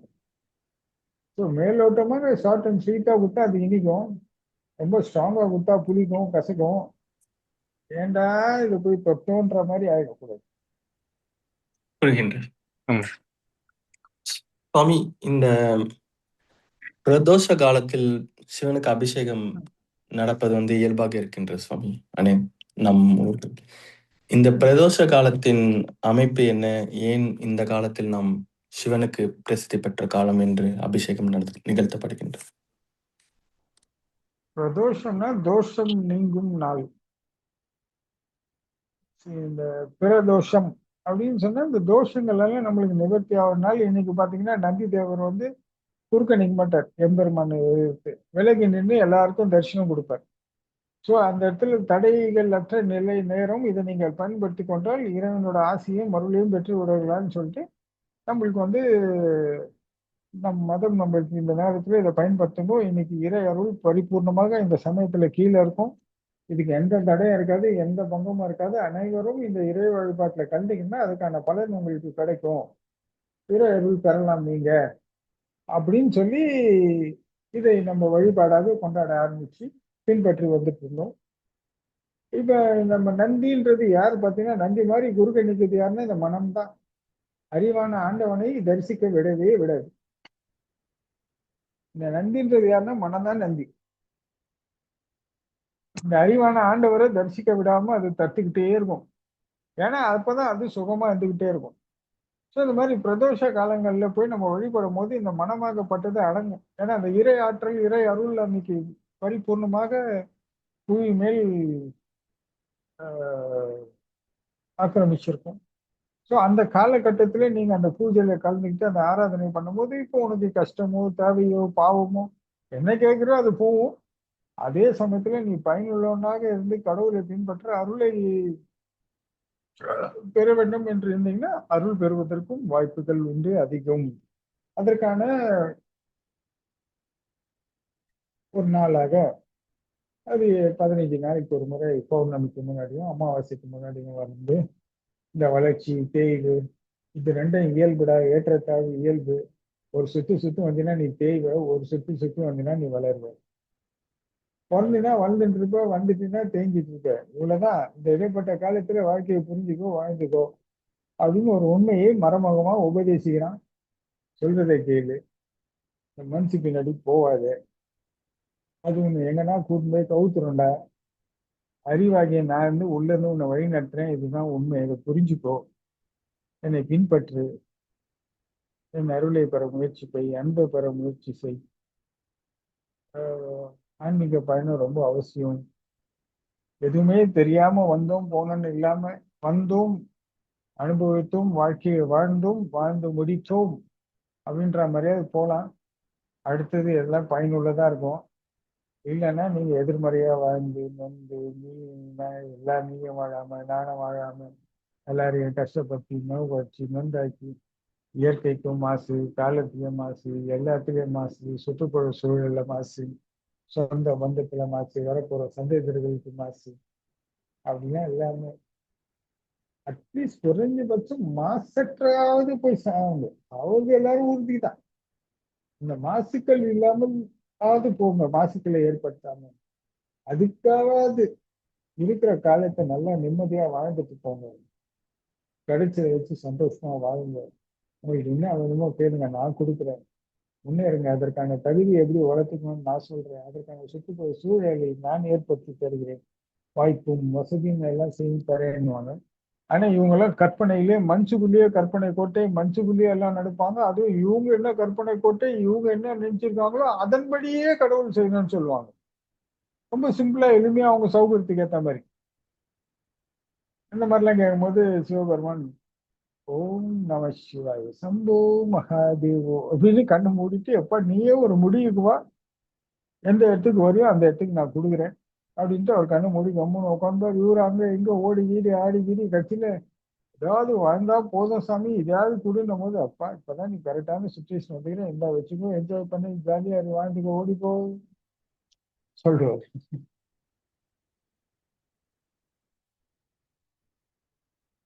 இதெல்லாம் நம்ம இப்போ பிரதோஷம் முடிஞ்ச உடனே பௌர்ணமிக்கு முன்னாடி பிரதோஷம் வந்து பௌர்ணமி வரும்.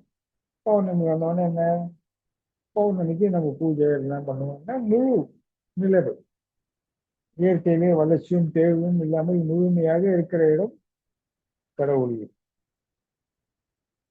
அந்த ஈர ஆற்றல் அன்னைக்கு பரிபூர்ணமாக புவிக்கு வரும். அந்த சமயங்கள்ல நம்ம இறை வழிபாட்டுக்கு உட்பட்ட இடத்துல இருந்ததுன்னா அதனோட ஆற்றல்களை பெற்று நமக்கும் ஆத்ம ஞானம் பெறலாம், மனம் அமைதியாகலாம். யாருக்கும் என்ன தேவையோ அதை கேட்டு வாங்கிக்கலாம். அன்னைக்கு கடவுள்கிட்ட இருந்து நன்மைகள் அனைத்தும் பெறலாம், வாழ்க்கையை வாழலாம், சந்தோஷமா இருக்கலாம். இப்படியெல்லாம் நம்ம முன்னோர்கள் என்ன பண்ணாங்கன்னா நம்மளுக்கு இதெல்லாம் வழிபாட்டு தினங்கள் வடிவமைச்சப்பட்டு அதை பின்பற்றப்பட்டு அது போற்றப்பட்டு அதனால் பயனடைந்தவர்கள் எல்லாம் சொல்லப்பட்டு அது இன்று வரை மிகவும் விமர்சித்து பண்ணி நம்ம கொண்டாடிட்டு இருக்கோம். அஹ் அது ஒரு நல்ல ஆனந்த அனுபவம் தான் சொல்லணும். அதை அனுபவிக்கும் போது மிக சிறப்பா இருக்கும் இந்த பிரதோஷ காலங்கள்ல. ம். சொல்லுங்க ஜெகதீஷ்.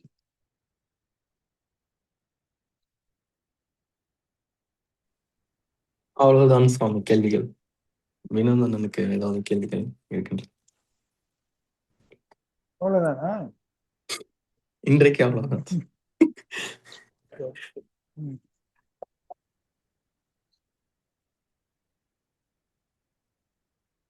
நான் வினோத். சுவாமி